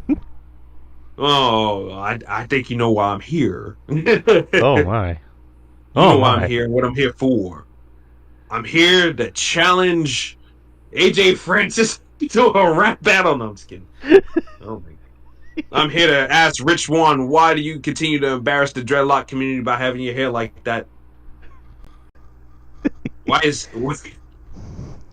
Why, Jordan Grace? Why did you pump your arm with one steroid? Jesus. Why? Why? RJ. Jonathan Gresham. Why? Jonathan Gresham. Why are you so small? Why are you so bald? Where's Scott Demore's training bra at? Oh my. Where is it? Oh Josh my. Alexander, why are you so boring? Oh. Hey Jade, what do you see in Josh Alexander? I can carry him around in my bags.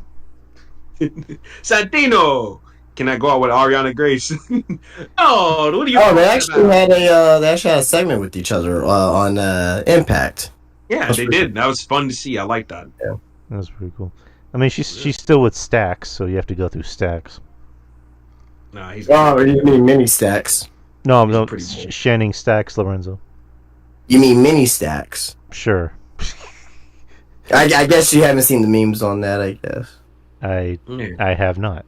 Oh, okay. I'm by myself on that joke. Well, what are the Oh. memes? What's the joke? Yes, man, you just gotta watch it. You just gotta go on their What does he- Instagrams. Check it out. It's kind of hard to explain. Okay, I was gonna ask you something, but never mind.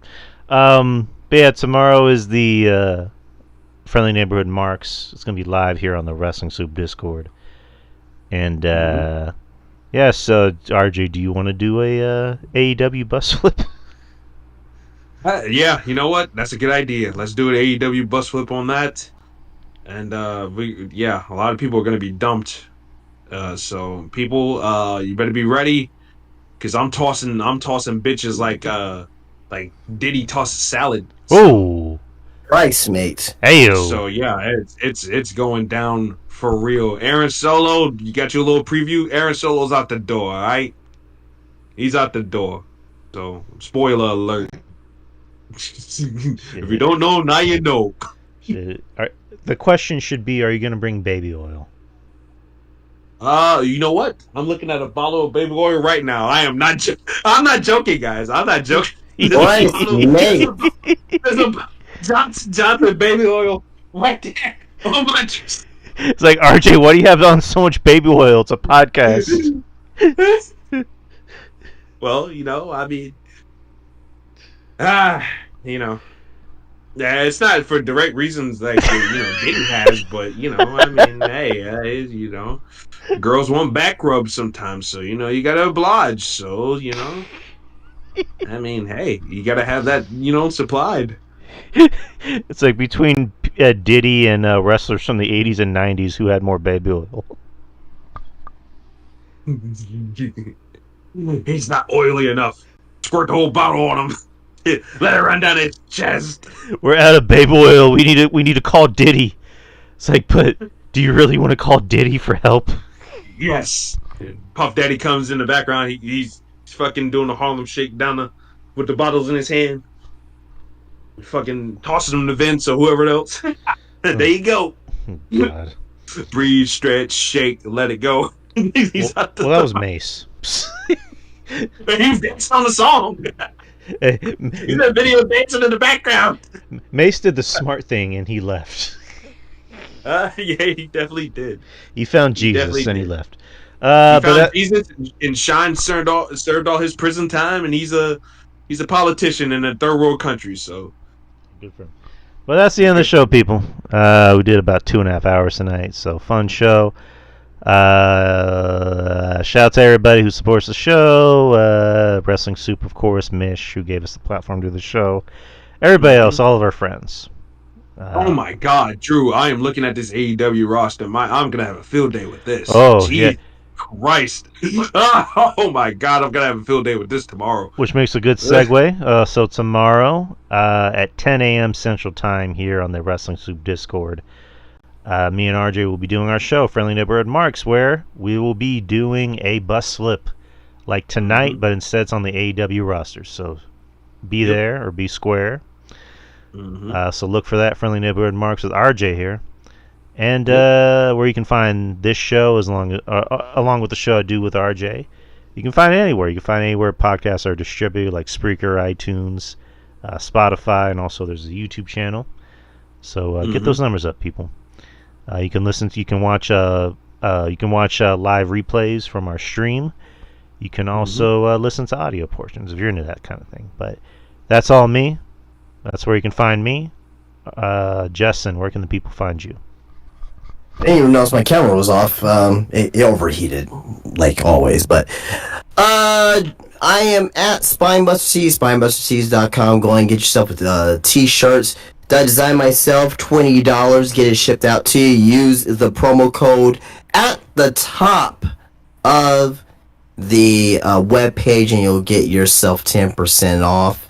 That'll basically cover the shipping cost for the most part. But SpinebusterTees.com. Also follow me on SpinebusterTees on Instagram, where I post new items every day that I get inside of my shop, which is at SpinebusterTees at the Wonderland of the Americas, which is also known as Crossroads Mall in San Antonio, Texas.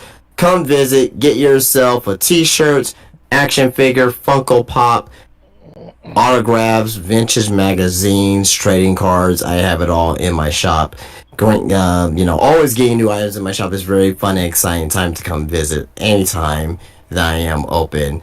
SpinebusterTees at Wonderland of the Americas, SpinebusterTees on Instagram, follow me there, and SpinebusterTees.com. Get yourself a t-shirt. Yes, sir. And RJ, what about you? Follow me on Twitter at LowRJUnlimited, where anything that comes out of my mouth has no limits whatsoever. So yeah, follow me on there, and just follow us. Support the podcast by driving those numbers up for the experience and for the friendly neighborhood marks. Got those coming out to you.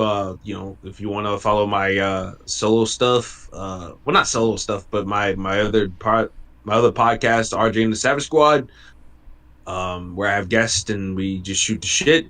So that is available everywhere that you can find your podcast at. And also plugged it last week, plug it again this week. I have the 2K Fed CCW. Oh yeah. We have I have a show tomorrow to do before I do the show with Drew. CCW Fatality, actually two CCW Fatality and Supremacy. It's usually a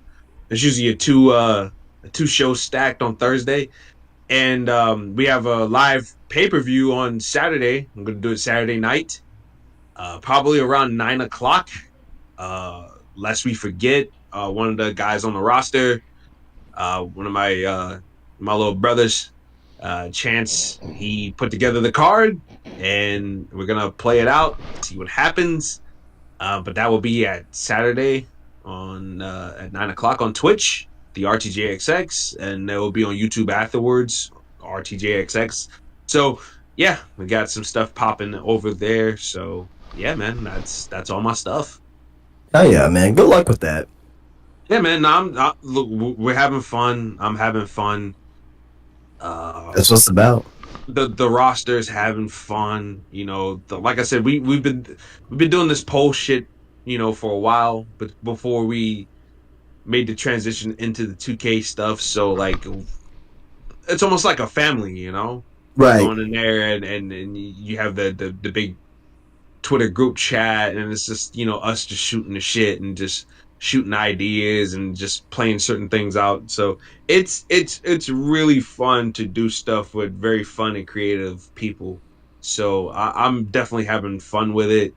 The management team, quote unquote, using finger quotations, are having fun with it as well. So when it doesn't become fun no more, then that's when we don't do it anymore. Just like with anything, when podcasting doesn't become fun anymore, then you don't do it, or you do it to a minimum degree, but at best. But yeah, that'll be the day that I stop, when it doesn't become fun anymore. So but we plan on keeping going for as long as we can, man, because it's really fun, and just getting to interact with other creative people just outside of the CCW bubble too is really fun. Oh yeah, man. It's definitely fun. I'm definitely proud of you, RJ.